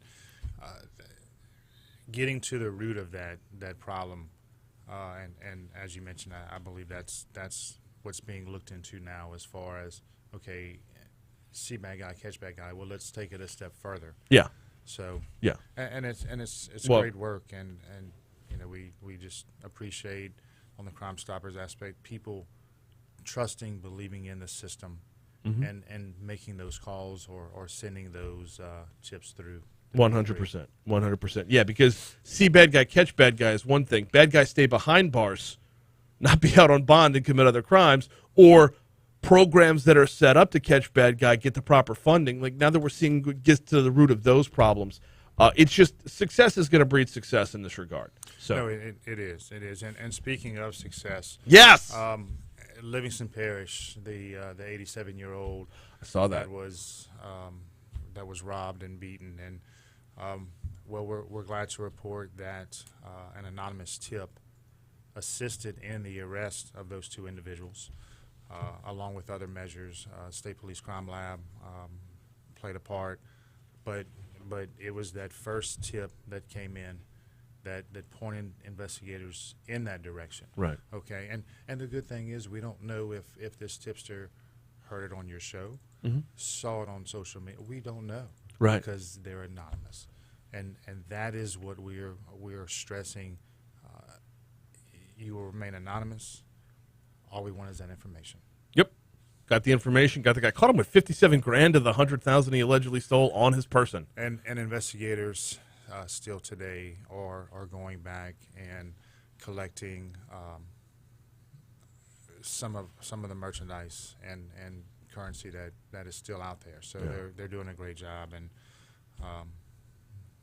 what else can you say? Just no, it's job well done. I mean, really especially considering the 87-year-old victim. I think I saw on WBRZ's website the pictures of him in the hospital, just beat so up. sad. Number one, beat up in the hospital bed, but the second picture where he's back up and you see the black eye and the bruises and all that other stuff, and it's like, you're back on your feet. I took a little bit of solace in that, but nonetheless, though, don't pick on our seniors. Like, that's it could have been a lot worse. Tied the guy up, bound his hands up, beat the what out of him. So glad this person was caught. Glad that he's out, and glad that his recovery has begun, and hoping he will make a full recovery from this. Absolutely. All right, let's catch some more bad guys. Who's out there? So we're gonna go start off in the Ascension Parish. Gonzales Police Department is looking for Markeisha Williams. Markeisha Williams on the charge of felony theft. Markeisha is believed to have gone with a couple co-conspirators to a beauty shop in the Gonzales area. helped themselves to around 66 articles of merchandise, which totaled somewhere around $6,300. Oh my! And helped themselves to that. We've learned that one of the co-conspirators, Raven Pierre, was arrested on January 25th. Something unrelated that she was involved in, and they learned that she was part of this, so she has been arrested. So Gonzales police are looking for Markeisha Williams on the charge of felony theft. From a beauty shop, we've seen a rash of burglaries at beauty shops. We saw some in Livingston Parish. We saw the one with the wig, not long ago. Right, and that she was apprehended as well. Yeah. So Markeisha Williams we're looking for. Who else are we looking for? We are looking for Jordan Blanchard. He is wanted by the East Baton Rouge Sheriff's Office on the charge of felony theft as well. He's 24 years old. Believed that the victim had called some movers over to his residence to move. Okay. Believed that Jordan was involved in that somehow. Helped himself to some merchandise of the victims. Actually contacted the victim apologizing for what he did. Really? Pleading that, not to pursue charges, but unfortunately, what's done is done. Apologize, but did he return the stuff? Nothing has been returned as I know of now, but so investigators with the East Baton Rouge Parish Sheriff's Office are looking for Jordan Blanchard on the charge of felony. Do we know what kind of stuff? This sounds like there's a big moving truck out front. He's like, hey, I'm just going to act like I belong. We don't want to get into the details of everything. Okay. As far as what was taken.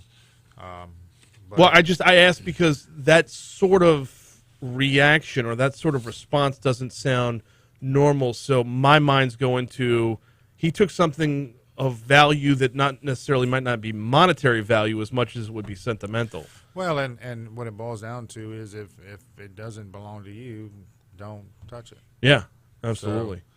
So anyway, and we want to remind your listeners to go to our Crimestoppers Facebook page, go to our website.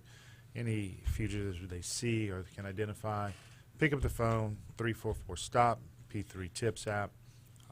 Get us that information, and if that information leads to an arrest, you're going to get paid.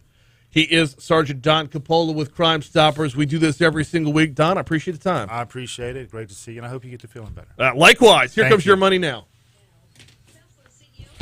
That was Thank you for walking down that path. I didn't know if that would be taboo or what, and but I it think just. I think it's good, and I hope that was okay. No, absolutely. But it's the people need to see. There's got to be the a level work of being done. Can you kill the mics?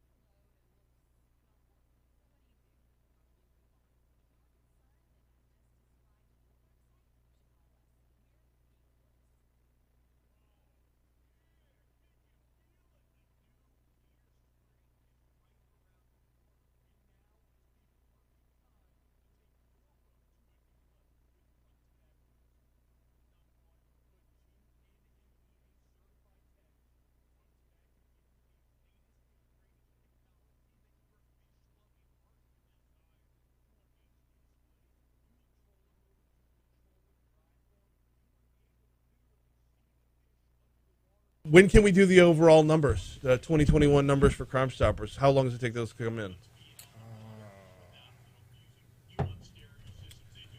Payday. We have a payday today, so after either next week or the week after. That'd be good. And you know what I may do? I may invite Johnny again as the executive director. Johnny Dunham. Did he ever actually come on, though? I don't know. He passes to me. No, because But as the executive director, the year-end numbers, yes, we could do something together. He and I, and then yourself. absolutely. I'm going to do that. Yeah, Let's so do it. it should be, I'm going to say, maybe by next week, we may be able to do that. Yeah, I remember. So I first met Johnny. My cousin has known Johnny a lot longer. He went to FBI training with him. Oh, okay. At Quantico. My cousin's with Jefferson Parish Sheriff's Office. So he's been telling me, you got to meet Johnny. He's the best guy. He's the best guy. Blah blah blah. So when he took over Crimestoppers, I was like, oh, this is gonna be sweet, man. We're gonna get him in regularly, like, text Curtis, be like, what's up? But you kept saying we hit Johnny up. It took until a Rotary Club introduction before I actually met him. Yeah, I'm like, bro, do I? He's awesome guy. He is, as it turns out. So, yeah, let's get that done. Overall numbers, those are their wins. If we're not celebrating the wins, He mentioned a little tad bit at the press conference on Monday. Chief.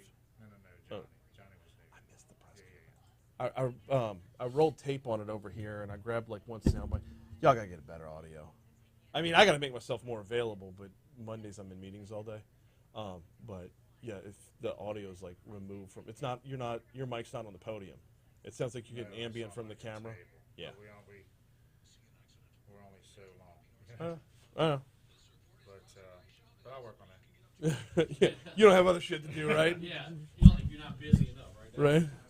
No, man, get you a few. Thank you. I've got this nagging cough from when I had COVID back around Christmas, and it won't go away. Thank you so much. You're welcome. Hope you feel better. Have a good day. Y'all as well.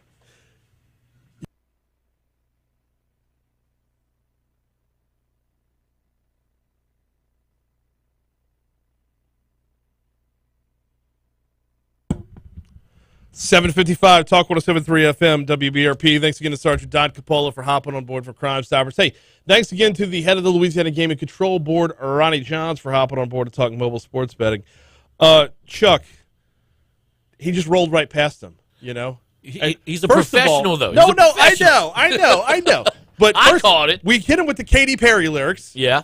And then the Law and Order reference, Yep. Detectives Briscoe and Green, and then the Blue Bloods with Officers Reagan and Janko. Now, I didn't get that because I don't watch Blue Bloods, so I didn't pick that one up. Well, so Eddie Janko is now married to Jameson Reagan. So Is that Wahlberg's character? no, Okay. Wahlberg is one of the Reagans, but Okay. he's the older brother. Got you. Okay. And I was going to go with Reagan and Baez as detectives. I but still would already have got did- it, but I know Wahlberg's in it with Tom Selleck. Well, that's why I went Briscoe and Green, man. That's play the hits. Yeah, and Law also and Order's been around for 74 years now. God, 500th episode Mariska Hargitay, I think, just did or something. Really? 500 for SVU. 500th. Is SVU the one with Ice-T? Yes. Okay. I mean, Briscoe was the OG, though. Briscoe was Jerry Orbach. But I don't think he was originally on there in the first season or so.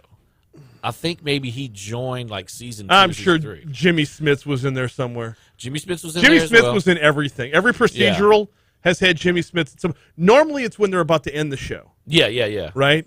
Like West Wing, he comes on as a presidential candidate towards the end of the show. Yeah. I think he came in second to last season of Dexter or something like that. Yeah. First episode of Miami Vice, if I really want to rewind the clock. Oh, wow, really? Wow, okay. That's deep cuts right there. Yeah. Oh, hey, we got to get to the outside end. Let's do it. We do. There it is.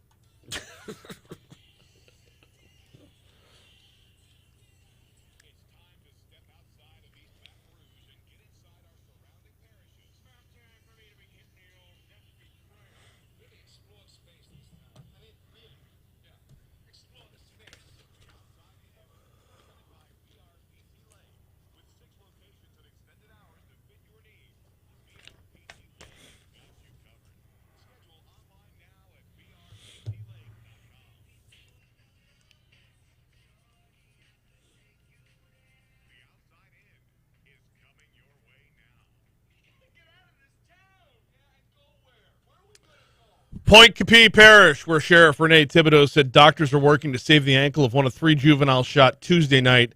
Someone sprayed a house with bullets on Carver Drive just after 7 p.m. According to investigators, the teens were between the ages of 15 and 16. They were shot in the ankle, arm, and shoulder. 2 of them were sent to a Baton Rouge hospital via helicopter. All are expected to survive. Over to Ascension Parish, 2 women were booked into the Ascension Parish Jail after they allegedly drove there to drop off drugs for an inmate.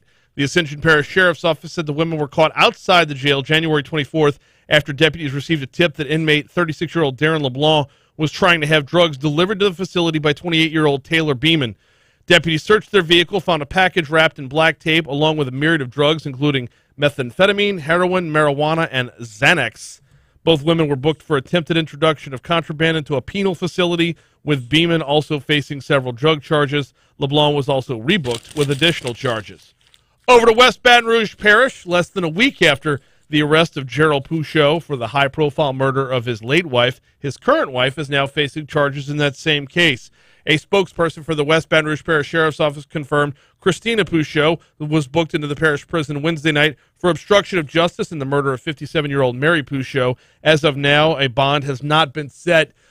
This case went viral after it was on Real Life, Real Crime with Woody Overton. Woody joined us on Monday to talk about it. That audio is available on demand at talk1073.com. Closing out Livingston Parish with a story we talked about with Don just a minute ago. A man suspected of ambushing an 87-year-old grandfather outside of his home and cleaning out the victim's safe has been caught with about 50 grand on his person.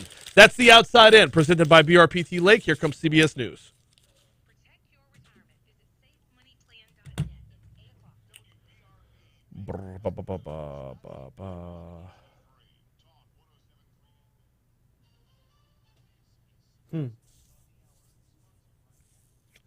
So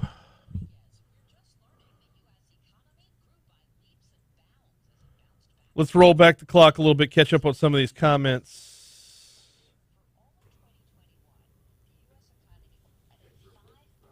Hey, what's happening? Go right around this corner here. Thanks, man. Wow. All right, skipping that comment. Galen says, now we have Don killing the mics. What does this world come to?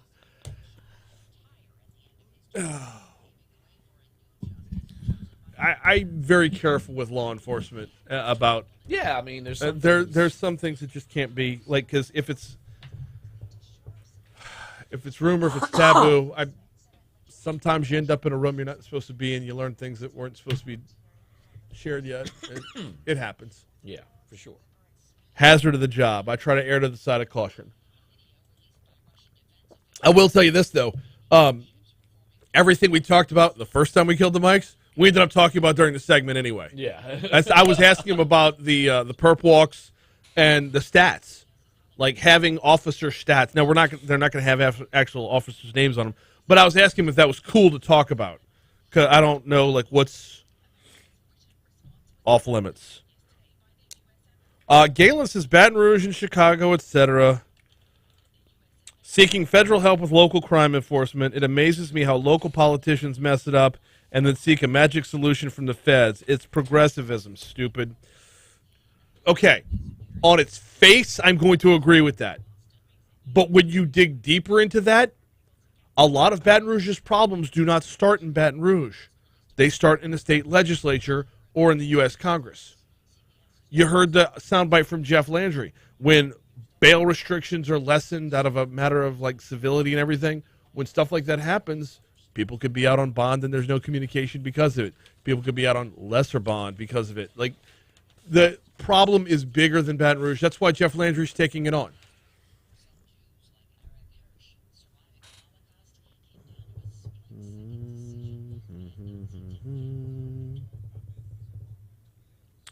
Where was Byron's comment? They kill more mics on the show than the writers on Breaking Bad.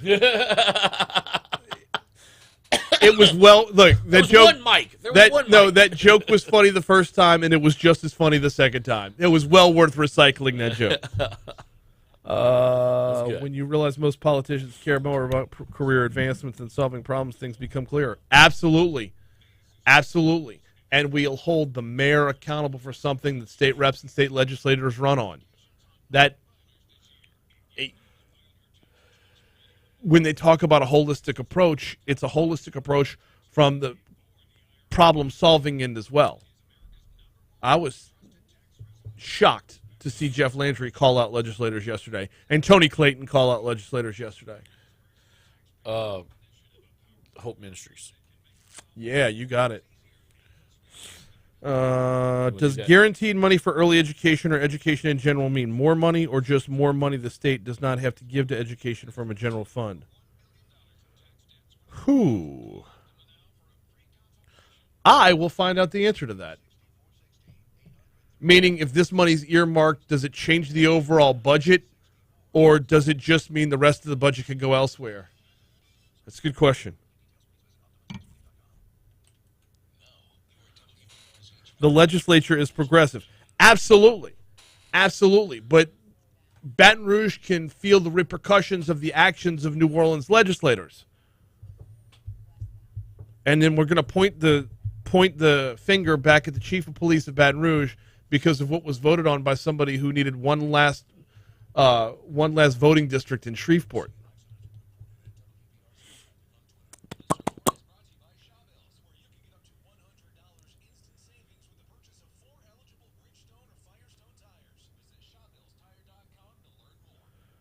Wait. If someone trusts the Crimestoppers system to report something, couldn't an anonymous survey system be put in place to find out how people know about the crime? But, It's interesting.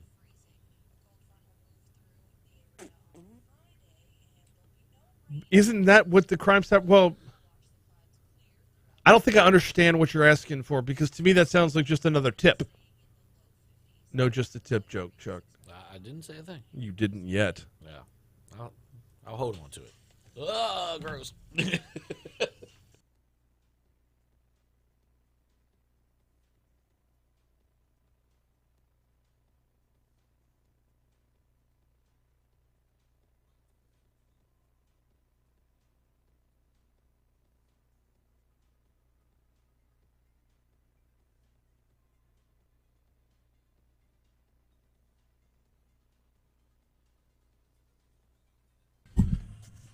Coming up on 806 at Talk 107.3 FM, WBRP, Hour 3 in mornings with Brian Haldane coming your way right now. This hour is going to be a lot of fun. It's going to get really serious, but it's going to be a lot of fun as well. We're going to talk STEM, science, technology, engineering, and math in our schools. We're going to talk robotics in our schools. Eric B. Lewis joins me in our next segment to break this down. There's an event coming up that you're not going to want to miss out on, and honestly, just the idea of how far into the game we are versus where we were just a decade ago, and what the long-term benefits and payoffs are going to be from a different mindset, a different mentality when it comes to teaching STEM and or STEAM within our schools. That's coming your way next segment. Also this hour, Jennifer Richardson, keeping Tigertown beautiful. This is going to start off by talking about picking up litter, but it's going to get a lot deeper than that. There are problems. We've talked a remarkable amount on this show about the problems with opioids in our community. We've had Dr. Bo Clark, our coroner, on numerous times talking about a record-breaking number of deaths, which broke a record-breaking number. We're in a bad spot right now. And the thought that this can be not rooted out or ended, but just uncovered via picking up trash on the side of the road, taking on a little community pride. We're going to talk with Jennifer Richardson this hour as well. We talk a lot of business on this show. We had Patty G on this morning talking about workforce development. Well, I got a question for you. If you're a business owner, a business leader, you know full well we're in a workforce crisis right now. You know full well that a lot of companies right now, experiencing a revolving door of low to middle income employees, and that's bad for the companies trying to stay afloat. It's possibly even worse for those low to middle income employees to keep from drowning financially. How do you do it? How do you build back the workforce the right way, where you could pull people out of poverty while at the same time increasing profitability, increasing your bottom line? Well, Rise LA is the answer right here. Join us for Rise LA and learn how Fred Keller, founder and chair of Cascade Engineering, changed the way his company did business. He got hundreds of employees off of welfare and raised profits. That's the win-win as far as I'm concerned. Louisiana can rise to this challenge. Louisiana can take part in this win-win situation as well. Call 355-0702, 355-0702, or visit risela.biz. RiseLA.biz. Rise Louisiana. Rise LA. We can all rise together. All right. Time to roll the clocks back. It is time for Chuck P to take us back in time with This Day in History.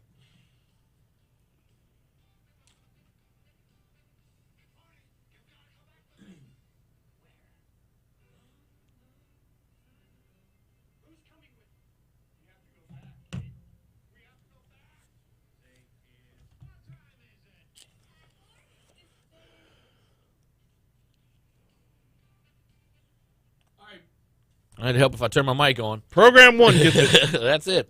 Going back in the Wayback Machine all the way to 1945 for our first story in This Day in History. 1945, Soviet troops enter Auschwitz, Poland, freeing the survivors of the network of concentration camps and finally revealing to the world the depth of the horrors perpetrated there.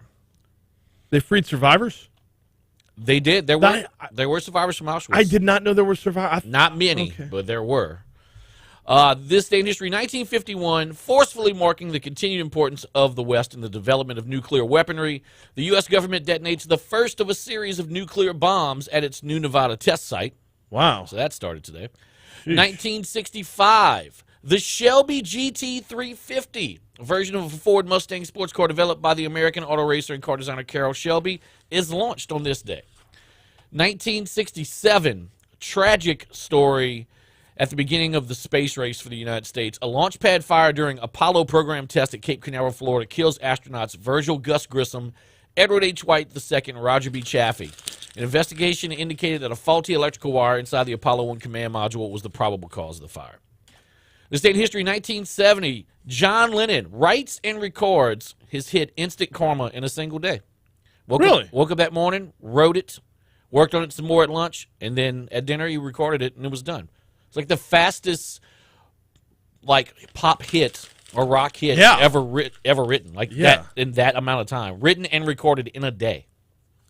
It's crazy that doesn't happen more often, though. You know, you catch lightning in a bottle every once in a while. 1973, this day in history, the United States, South Vietnam, Viet Cong, and North Vietnam formally signed the Paris Peace Accord. Yep. On a footnote, the last U.S. serviceman to die in combat in Vietnam, Lieutenant Colonel William B. Nodal, was killed by an artillery shell 60 miles northwest of Saigon only 11 hours before the truce went into effect. Wow. How about that? Moving on to birthdays. Wait. Can I add one more? Sure, go ahead. Taking it all the way back to 1894. Oh, wow. All right, old school. You know what happened on this day in 1894? What? First college basketball game. Whoa, okay. Yeah, University of Chicago beats the Chicago YMCA. So I guess it was a half a college basketball game. Yeah. 19-11, your final score. What? Barn burner. Did they play 3 minutes? What was... It doesn't say. Interesting. It doesn't say. Okay. Yeah. Moving on to birthdays. Yesterday we started off the birthdays and the deaths with two notable gangsters. Today we start off each column with two notable musicians. Oh. Born on this day in 1756, Wolfgang Amadeus Mozart. Okay. Arthur Lewis Carroll, who you may recognize from Alice in Wonderland, born this day 1832. Edward Smith, the captain of the Titanic, born this day 1850. Okay. Didn't die on this day, though. That would be April 15th. Yes, correct. Actor, comedian John Witherspoon, who you may remember from... Is there a level of irony that the Titanic sank on tax day? I didn't even think about that. It did sink on tax day. Interesting. John Witherspoon, who you may remember as the father of Ice Cube in Friday. Yeah. Among other things. Born this day, 1942. He plays the exact same character in Boomerang. Yeah. Oh. He plays the exact same character in a lot of movies. Yeah, pretty much. But they're all great. Yeah. Pink Floyd drummer Nick Mason, born this day, 1944. Billy White Shoes Johnson. Yes, sir. Born this day, 1952. Former Cincinnati Bengal Chris Collinsworth, born this day, 1959. Got that one? Actress Bridget Fonda, born this day, 1964. And Patton Oswalt, born this day, 1969. I miss any? B, you got some over there I didn't get? I got a couple. Okay. I got two here that I know of. Throw 'em in. And, yeah, just the two. Former LSU Tigers. Oh, okay. Name for me a punter who's gotten an unsportsmanlike conduct penalty. Oh, I can't remember that. Brad Wing. There you go. Happy birthday, Brad Wing. Also former running back Stephen Ridley. Oh, nice. Yeah. Okay. Super Bowl champ Stephen Ridley, Someone right? should name their daughter after Stephen Ridley. I mean, my daughter's name's Ridley. Oh, there it is! That's what you're referring to. Yes. She's not Stephen. Ridley Stephen Pierce. I could have. Well, no, No. All right.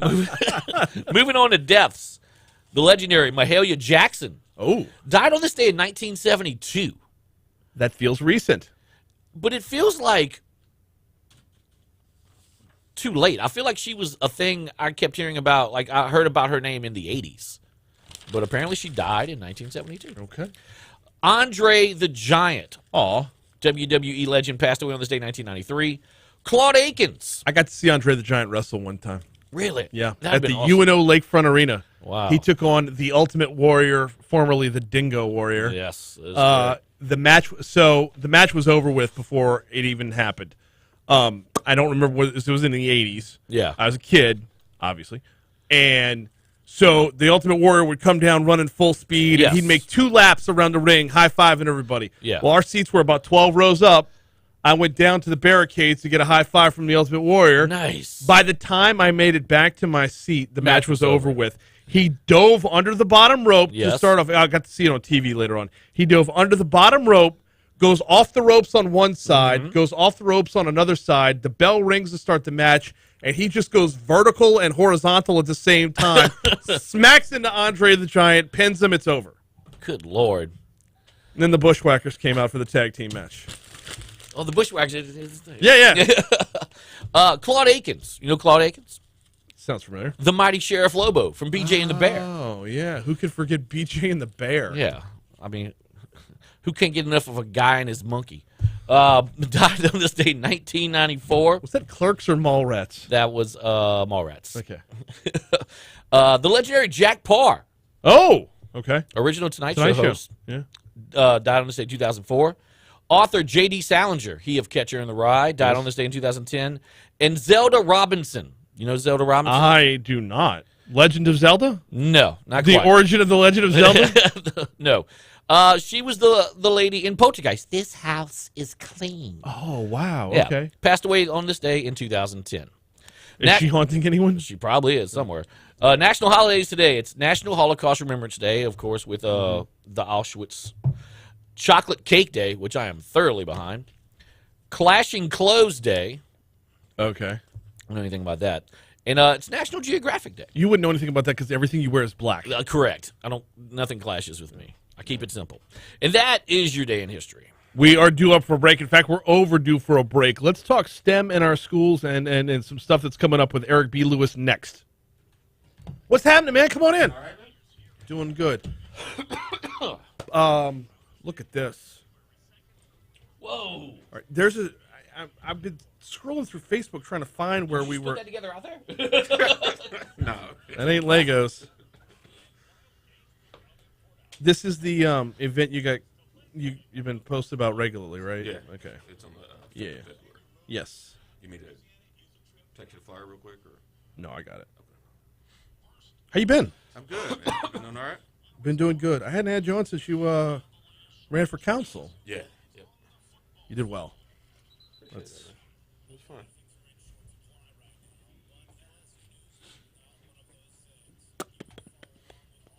So, that being said, anytime you need to fill gaps, I'm available. Awesome. Yeah. Where's the Cheneyville Community Center? There it is. Yes, sir. Gotcha.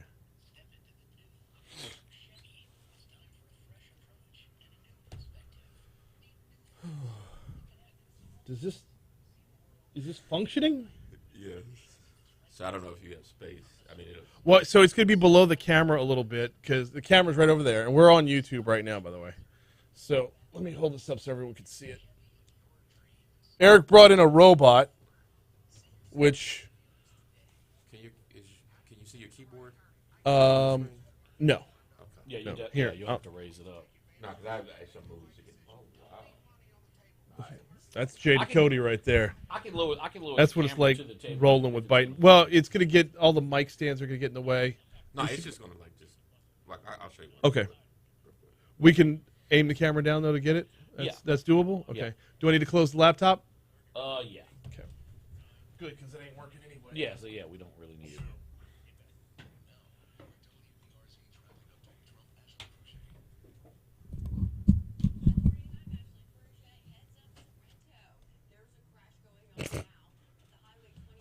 She's from Mix-a-Lot. What's up, Sorrento? What's up?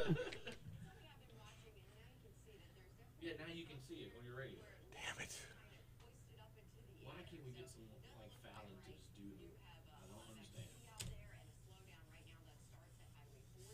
Yeah, if you slide your mic over this way. Actually, you know what? Slide it to Brian so you can see it. Oh yeah. Here, bring it all the way around, and then we'll have clear shot that way. That's probably gonna be better for if we're having a conversation anyway. So I'll just do like some.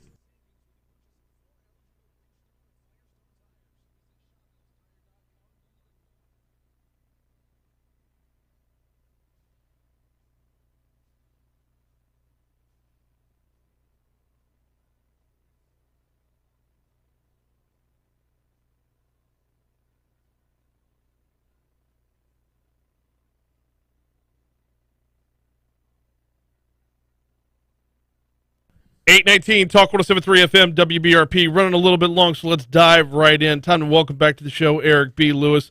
We're going to talk a little STEAM even, as the STEM Discovery Day is coming up. Eric, welcome back, sir. How are you? I'm good, man. How you doing? Appreciate you having me. No, I'm glad to have you on here. I saw this on your Facebook and had to jump on it right away because this is some cool stuff going on.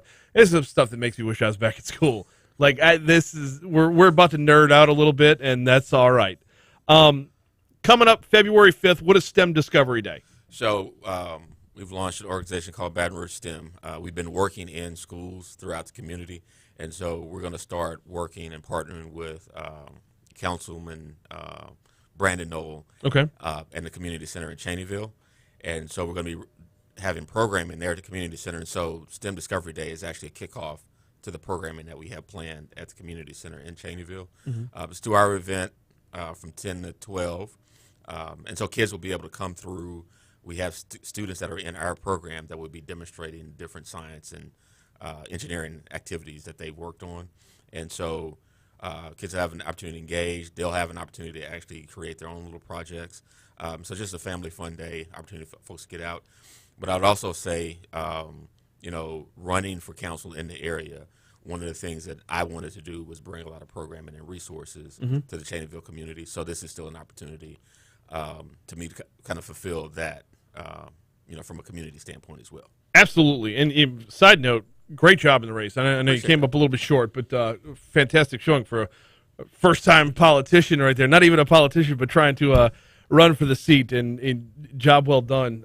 And job well done, not saying I'm going to take my ball and go home afterwards. Just stay involved. Absolutely. So STEM has garnered a lot of attention in, I don't know, the last decade, I guess. Yeah. It's really, really grown. Our level of engagement with students has really, really grown. STEM, of course, stands for science, technology, engineering, and math. This emphasis is going to pay dividends in the long run. But I'm looking on. You brought some props today. It looks like it's paying off in the short run as well. So I think the thing is that I think when folks first started talking about it, it was kind of like this boogeyman, and people really didn't know what it was. But if you think about it, like STEM is involved in every aspect of our life. Right. So most of us use computers. We have cell phones. And so from our standpoint, it's helping kids and teachers to understand how relative it is to your life. Yes. And so we help them to make connections between what they're learning in school and what's actually going on in the real world, while also giving them aspirations as far as career paths. And so, again, that's kind of whetting their appetites at this event coming up on the 5th. it sounds very specialized, but when you broaden it out, STEM covers just about everything in life. Yeah, I mean, that's actually our theme for the organization, that STEM is life and life is STEM. Yeah. And so in every aspect of your life, even you know, a lot of times teachers may have a hard time helping the kids to understand certain concepts in math. But even if a child looks at the TV monitor, I mean, that's geometry. Right.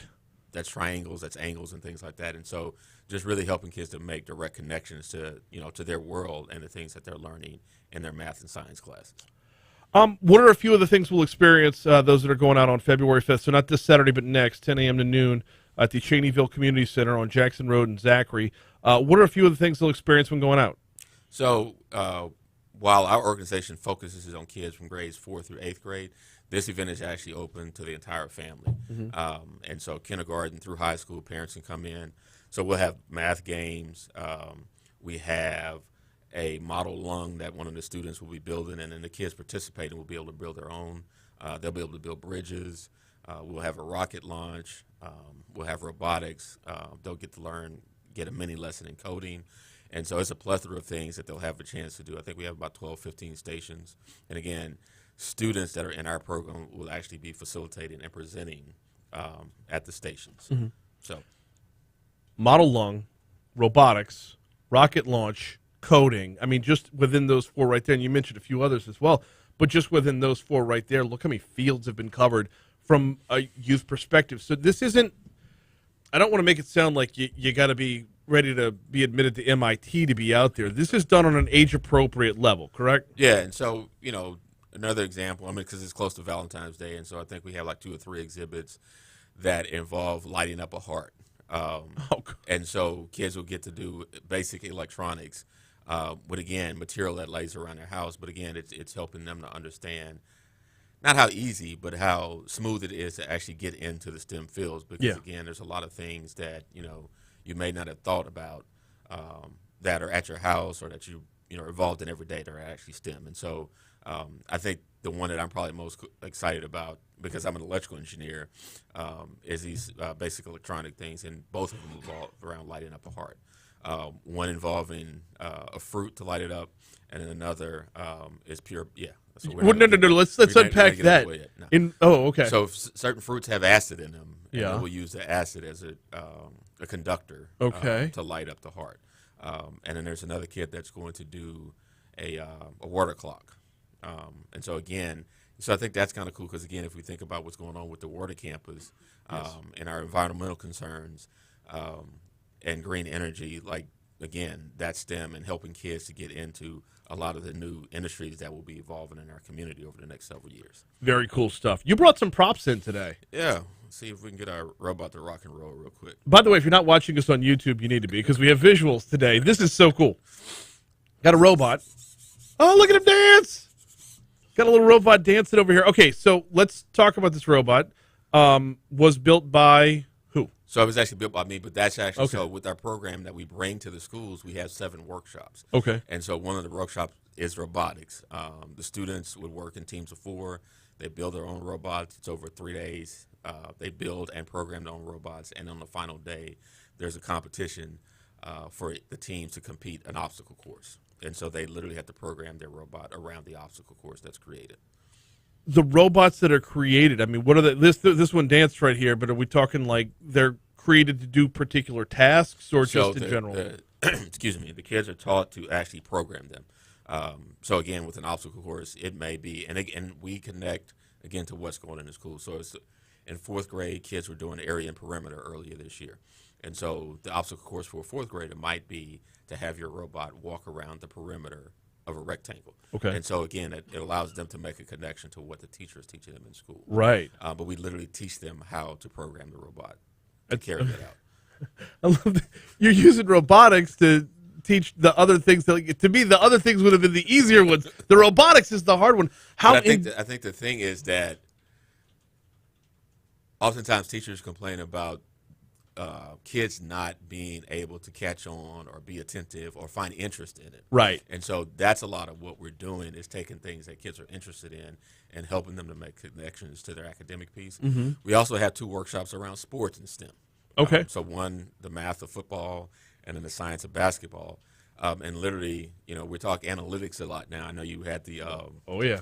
the betting thing on earlier. Yes. And so we literally took middle school kids through analytics from, I think, like week 16 of the NFL. And so they were doing averages and percentages and whatnot in class and helping them to understand that literally there are people that get paid $100,000 a year to do the very thing that you're doing in class around football. Well, I mean, I don't make $100,000 a year on that. I'll make about $200 over the course of a season off of fantasy, but week 16 is okay. Week 18, they're benching starters. It throws off all the numbers. The science of basketball is an interesting one to me because it's weird. I was actually having this conversation with my 14-year-old daughter last night about arc, trajectory, force, all of these things. Shooting a basketball is math. It's geometry. Yeah. It involves so much. It's not just let her fly. There's a lot that goes into it. The ball's going to go up higher than it's going to come down because unless you're 10 foot tall, that's just, the way it is. I love the fact that this can be translatable and you're meeting students on their level. Yeah. And so that's a partnership with a business partner, an organization called Capital City Crusaders. It's cool because, again, kids love basketball. Not all kids, but enough kids love basketball. Right. That's another mechanism to bring them in from a science standpoint. And then in football, again, we did, did a lot of the analytics piece, but also it's crazy because route running in football is about angles. Yes. Kids are doing angles in math. And so, again, it helps them conceptually to see the things that they're learning in math class. And then with the science piece, a lot of physics. We can do force with volleyball and track. And so just really trying to break it down in a sense that's relevant and real to kids. There was a show, I don't even know if it's still on anymore, but it was called Sports Science. Okay. I've seen it. Broke down Drew Brees' passes. Like it dives into it and it makes it interesting on a whole new level. We got about 2 minutes left. Eric B. Lewis is with us. The STEM Discovery Day coming up at the Cheneyville Community Center on February 5th. You brought in the lung as well. What goes on with that? Yeah, so we're going to have a kid demonstrating the lung, and so it's a model of a human lung. But it's a water bottle and 2 balloons. But it literally, this is your diaphragm that pulls down when you inhale, and then you let it go and you're exhaling. And so the child will be able to explain to their peers that are coming through that this is how the lung functions. So, things like that, again, it makes it, again, real and relevant to kids. And so, and the hope is that, again, as you mentioned, we're not trying to get people enrolled at MIT or Southern immediately, but it, again, piques their interest and hopefully will send them down that path. Any pre-registration or just showing up? No, we really would appreciate it if people would register. We're providing lunch, and then we're also, maintaining COVID precautions, and so we want to keep social distancing. There's a capacity to the building, and so definitely need people to register. They can go to our website, BatonRougeSTEM.org. It's Baton Rouge spelled out, and then the word STEM.org. It's right there on the homepage, and they can register. BatonRougeSTEM.org. He is Eric B. Lewis. We always appreciate the time, sir. Thank you. Here comes CBS News. We're just on YouTube now. The robot, how in depth? Do they all the way down to the circuitry? No. So, this is not. It's not Lego, but it's similar to Lego. And so, well, I mean, it looks a lot like So, there are the servo motors, and so the kids will actually go through and build it, make the connections. They'll make the electrical connections or whatnot. But it's kind of like block coding, and so it's graphical coding. And so if they wanted to move 10 steps and then spin around, they literally can program it to that level. But I mean, it's similar to Lego pieces that they're connecting. So are y'all going full battle bots or? Not yet on that. Okay. Not yet on that. Right. I've seen those, but no, not yet on that. I've seen some high school students participating in that, and I don't understand it because it's like you just built that thing and now it's being destroyed. So this is cool stuff, though, man. We did I'm actually this week. I'm at Helix Academy. Okay. So kids, that's the aviation one. Yeah. Yeah. So we built yesterday. The kids built prototype rockets out of paper. Okay. And then they get to blow them, and they'll test them today against a paper airplane they built. Okay. And then when we're done with that, we're going to go outside and actually launch a rocket out on the school property. And there will be that on February 5th as well. Yeah. Actual launching of rockets. So if North Korea wants to learn how to do it, they can come to Cheneyville. So. Oh, man. I appreciate you coming down. This is cool stuff. This is yeah, absolutely. And the YouTube is going to be available as well. Okay. So the folks who are watching got to see the little dance right there. Right. So when it ends, is it still on the YouTube channel? I want to go capture. Yeah, Mornings with Brian Haldane on YouTube, and you can go screen grab and share wherever you feel the need to. I know, it's so cool looking, but it just like this is. This is a compliment. It looks like it comes from a kit. Like that's how well made it is. It looks like it was done from you bought it in a box that said plug A into B, but that's not the case. It looks that good. Yeah, it takes about an hour or two. I have pictures on the website of one of the kids from our school who built it originally. Okay. But it takes about 2 hours to build it. Nice. And I have another one that's basically it's a dog. Yeah. And so he can stand up on his hind legs. And like they can race or whatnot. So we're in 2 schools now, and then the goal is to get into 10 schools by the end of the school year. Mm-hmm. And we're in conversations with a few different schools. What's the difference between STEM and STEAM? I know a lot of people are pushing that art as part of it as well. Yeah, I don't have an issue with it. It's just, again, I'm an engineer, and that's kind of where my focus is. And I'm not going to even try to fluster it. My assumption has always been is that they kind of bring the art piece in around like graphic design, video gaming, that piece.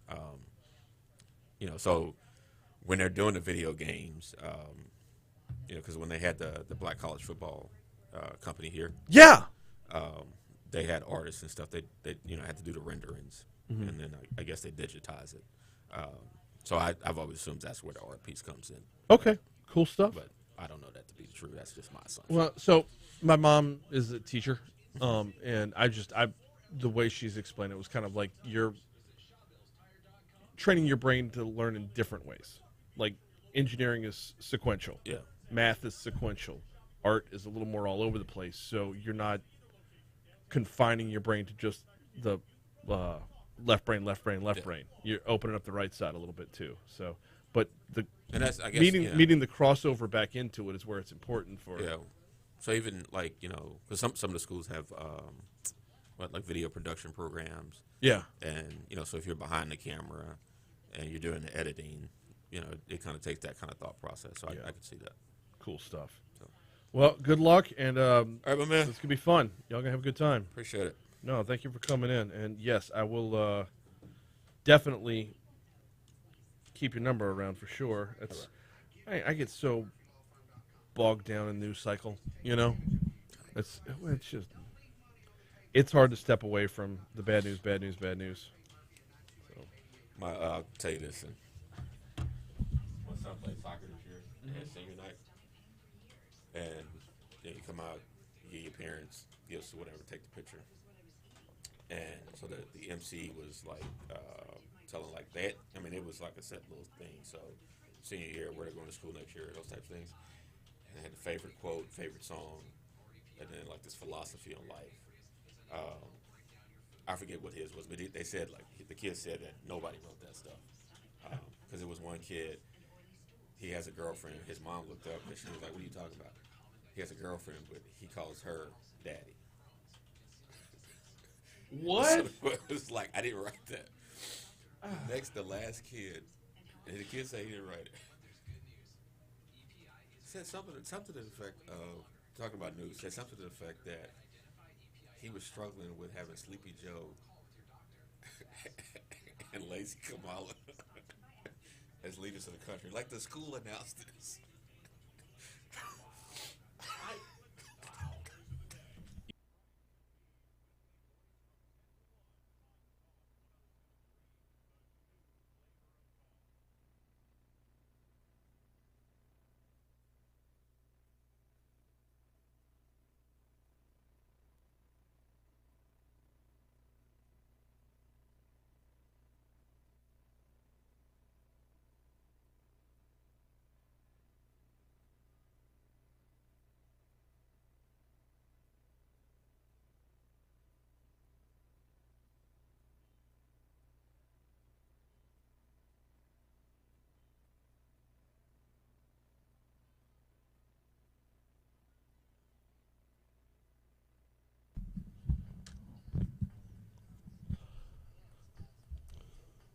837 Talk 107.3 FM WBRP. Hoping to connect with Jennifer Richardson here shortly.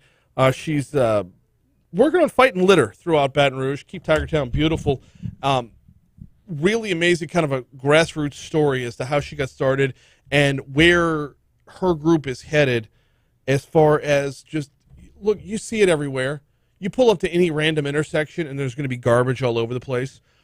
Where does it start and how do we get better at it? Oh, come on in. Where does it start and how do we get better at addressing the problem? Come on in. Yeah, we're up. So we're going to start this conversation here in just a second. Got to tell you, though, we are looking at more cold temperatures tonight, not quite as cold as last night. In fact, our overnight low tonight's going to be 40. Tomorrow night is where it's really going to get cold. Tomorrow's high 54. Tomorrow's overnight low heading into Saturday morning 29. Looking at more rain in the forecast as of Monday. Right now we're at 39 degrees in downtown Baton Rouge. Time to welcome in Jennifer Richardson. Jennifer, good morning. Welcome to the show. How are you? Good morning, Brian. Thank you so much for having me on the show. No, my pleasure to have you on. Thank you for getting out there, getting off of your rear, and actually doing it. So many of us just complain about it, right? Right, I did. And you're I doing something complained for about 10 years. So I'm at I'm on Florida Boulevard at Monterey yesterday, and just the neutral ground right there. Covered. Littered, just covered, like you could barely see the grass through all the plastic bottles and beer cans and everything else. And what you're doing is, no, I don't know if there's an expectation, an end goal, something that you're shooting for, or just getting out there and doing something. Take us back to the beginning of how this got started. Okay. Exactly. It was about a year ago, a little over a year ago. I was having lunch with a friend of mine, and I keep complaining all the time. I was listening to myself complain and not doing anything. And so every time I would see her, I'd say, I can't stand, the way our city looks. It's disgusting. And she said, why don't you do something about it? I said, okay. So I posted on Facebook and I posted on the Nextdoor app. And then, I said, let's meet at Jefferson and Essen. Okay. And it was horrible right in that spot. There was a lot of panhandling going on and people driving by giving them, plastic and styrofoam and food, and they just leave it there. So, and then the weeds were 5 feet tall, and I'm 5 feet tall. So I said, literally lost in the weeds. Yeah, I was lost in the weeds, and I said, this is it. So I posted, look, if anybody hates this, meet me there at 7 o'clock in the morning. Okay. So I get there, of course, at 6:30 in the morning, and, I start pulling weeds, and, it's dark. Right. And then I had the thought, oh, my God, people are going to think I'm a crazy woman out here. I bet nobody comes. Mm-hmm. And so I'm, there 30 minutes before, and I'm pulling weeds, and I'm feeling a sad feeling. All of a sudden, I look up, and people are coming out of the bushes. That's fantastic. So that we had about 10 volunteers that day. We picked up 42 contractor bags, and a contractor bag is not a garbage bag. It's the huge, 50-gallon bags of their contractor bags. Anyway, so we picked up 42 bags in just that little small area. Mm-hmm. And the coolest thing about the whole thing was that the people that came in, a lot of us didn't know each other, and it was in the middle of COVID. So, you weren't supposed to socialize. You had to wear a mask and all that. Right. And people came out. At the same time, the media is, you look on the news and it's racist. It's, we don't like your religion. We don't like your hair color. We don't like if you're gay, you're straight, whatever. Everybody that came we were diverse. We were so diverse. And we came together in love for our community. Right. And we were crazy about each other. We were high-fiving each other, and we were like, whoa, let's do it again. Let's do this again. And so we've been doing that every single Saturday since last year. And then, and it's grown. People, I want to join, they see us out there. People stop Some people have jumped out of their cars and, Right. and helped us, like with the wrong shoes on. Hey, no, no trash problem. grabber. All are welcome. I'm saying, come on, come Yeah. on, come on. You're one of us. We're your people. Come on out. So the Facebook group, which I believe has over 1,700 members at this point. I Yeah, think we, that's right. we have 17 members, but we have like almost 4,000. No, more than that. I think we have like 12,000 followers. Oh, wow. People that haven't joined the actual Facebook page, but they follow. Okay. They've been following us or commenting or whatever from Facebook. So it's just been, it's a movement now. I mean, Yeah. from one little, because Jennifer was mad. Right. Anger propels me to do unbelievable things. You got to get me mad, and then that's it. So here we are, a year into this, and 1,600 contractor bags, hundreds of tires, car parts. We even clean off the medians. Like, I don't know if you've noticed, if you've been down Bluebonnet, Essen, even Airline Highway, College Drive, Yeah. Acadian, we get shovels and we shovel all the cigarette butts from around the medians, and we clean up all that. And it doesn't take us very long. We've got snow shovels. We just shovel it up and put it in bags and tie it off, and the city comes and gets it for us after we do our cleanups. Which is amazing. Yes, yes. So this is going to bring up so many different questions. Yes. First and foremost is the number of people who will sit on the sidelines and say, "Not my job. I Yeah. pay my taxes. That should be Right. taken care of." Okay, well, I pay taxes too, a lot Right. of taxes, right? So I could have said that, and I did say that, but then finally it got to the point where Jennifer got mad. Right. So when I did, I said, "This is ridiculous. I'm gonna do something about it. I'm not gonna talk about it anymore. I'm gonna get out there, and I will stand on a neutral ground that's on a median that's 2 feet wide in rush hour traffic and shovel stuff. And people see me and they wave and thank me and say, how can I join? Right. How can I help you? When I started this, all we had was a few trash grabbers that Keep Baton Rouge Beautiful gave me a box of trash grabbers, some bags, and I had some gardening tools that I brought. And now it's been like loaves and fishes. Like every week, by a miracle, we get to the next job. Right. And then we have a little bit more. Somebody will donate $10 or $20, or a group of people will give me a little money, and we'll buy garbage bags. That's our biggest issue, is buying those contractor bags. Right. Now we'll have 100 bags at one cleanup because we've got so many people now. The more people we have, the faster we can clean up the city. So it's been a loaves and fishes thing, and this is what I'd love for my viewers to hear this story. My car is ceiling to floor, front to back, loaded with litter supplies, right? Okay. I needed a truck so desperately just because I'm a real estate agent. Okay. It takes me an hour to get it out, an hour to put it back in, Right. every time I have to get in my car. So I posted that, if anybody had a truck they would like to donate or sell, I needed a truck. Well, some man that was a perfect stranger, he said, you need this. He sent me a picture of a 16-foot covered double axle trailer. Okay. And that's all he said. And I was joking with him. I said, meet me at Sherwood Forest at 8 o'clock a.m. at the Gateway 12 Shopping Center. I'll take it. As a joke. Right. He pulls up with the 16-foot trailer, brand spanking new, jumps out of his truck, and he says, which one of you is Jennifer? Nice. And I said, I'm Jennifer. Yeah. And he said, Jennifer, this is for you. And I went, what? I said, why? Why? He said, because I see what you've been doing all over the city, and I want to help somebody that's actually doing something.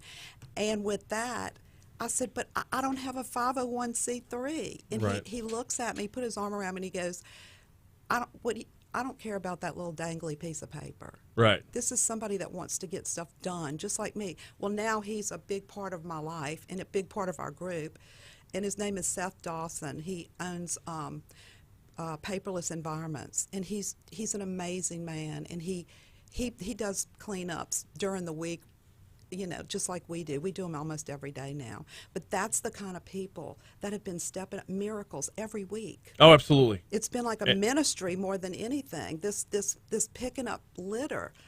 I mean, I never dreamed this would happen. You mentioned it from a perspective of it's been like a ministry because you got people coming together. Right. You've got a shared goal. Right. A shared vision. Right. You've got it's community. And we're like a family right. now. This group is we're like a family. So I got to be careful of time here because we're going to run out of time. I wanted to get into, once you're on scene, we all see the styrofoam cups, the big gulps, the Whopper wrappers, not to fast call out food, everything. not to call out one particular fast food, but we see the cigarette butts and we see the plastic bottles and the beer cans. What we don't see, and you were telling me about this on the phone the other day, what we don't see is one of the roots of the problem you've been picking up in droves, and this gets a little more dangerous. Mm-hmm.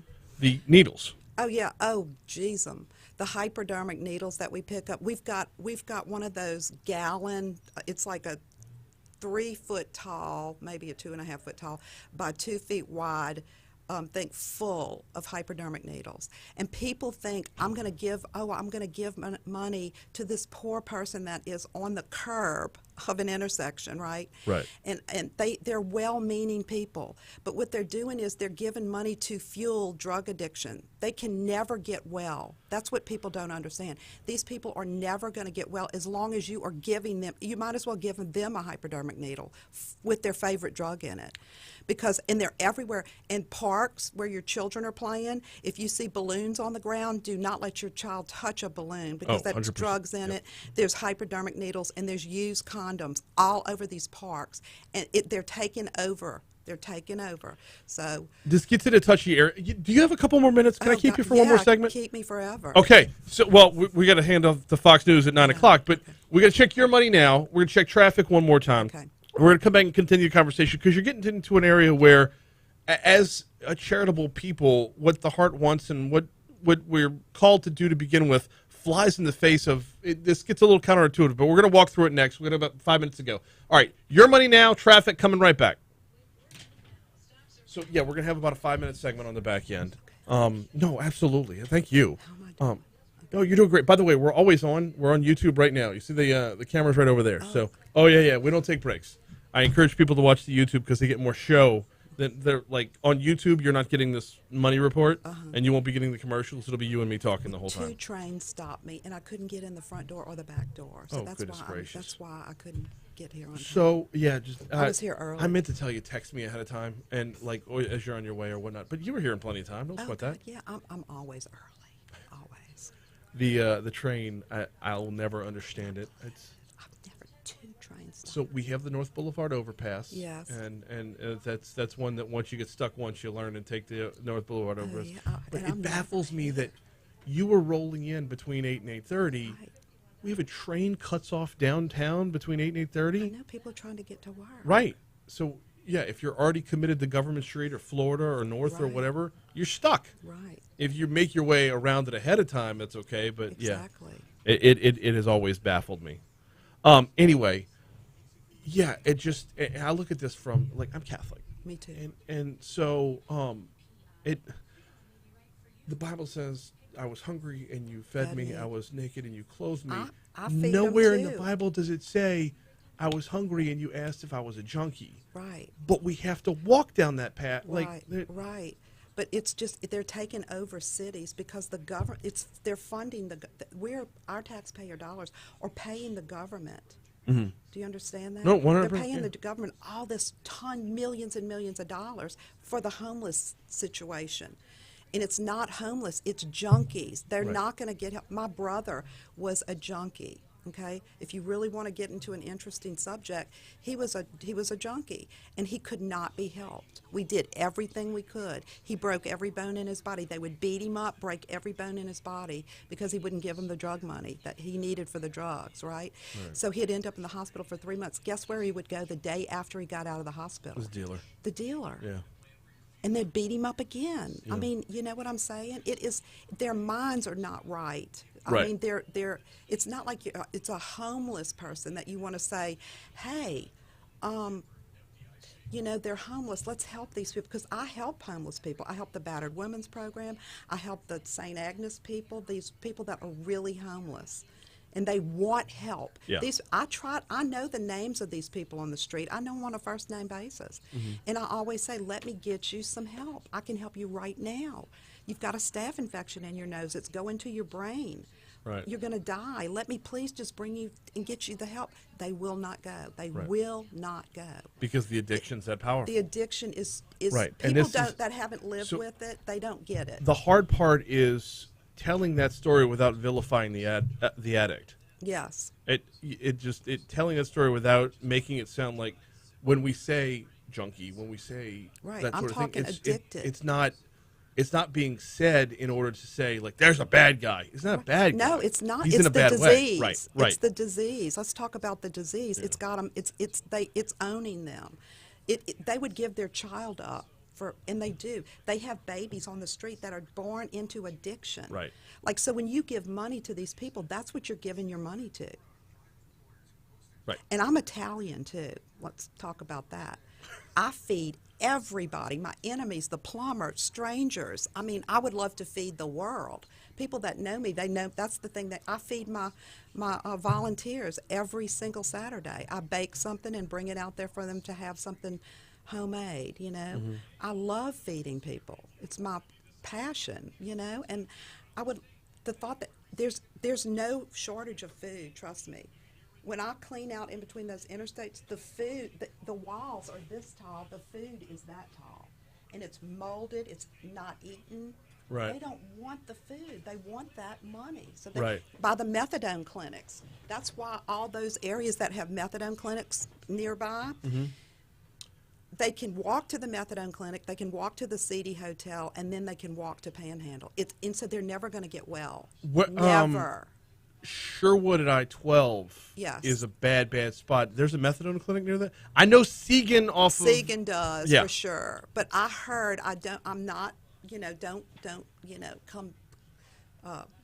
put me on the thing with this, but I heard that there is. And, Okay. and there's just, that area is so bad. We clean it up, and within a day or two, it's just, it's just like a path of destruction that they Right. leave behind. We're going to have about 4.5 minutes total. So let's talk about the Christian end of it with the Okay. Hungry and You Fed Me. Okay. And then if we have time on the back end of that, I want to address the, I hate to call it, the futility aspect. Like, you've been at this a year. If you go back into the same intersection and it's just as bad as it was when you were there 3 months ago, it's like, do you reach your own wall? Yeah, but you know what it is? Awareness. We Okay. are raising awareness. I've got like 12,000 people now that are following me. Nice. 12,000. My friend said, I never noticed the trash before. I guess I didn't notice it. But now they said, I notice it all the time. If I can put a litter stick in somebody's hand and just tell them to clean up for 1 minute, that's the end of it. They'll never litter again. Right. They're addicted to it. Now, I've got people that are so addicted, they do it all day long.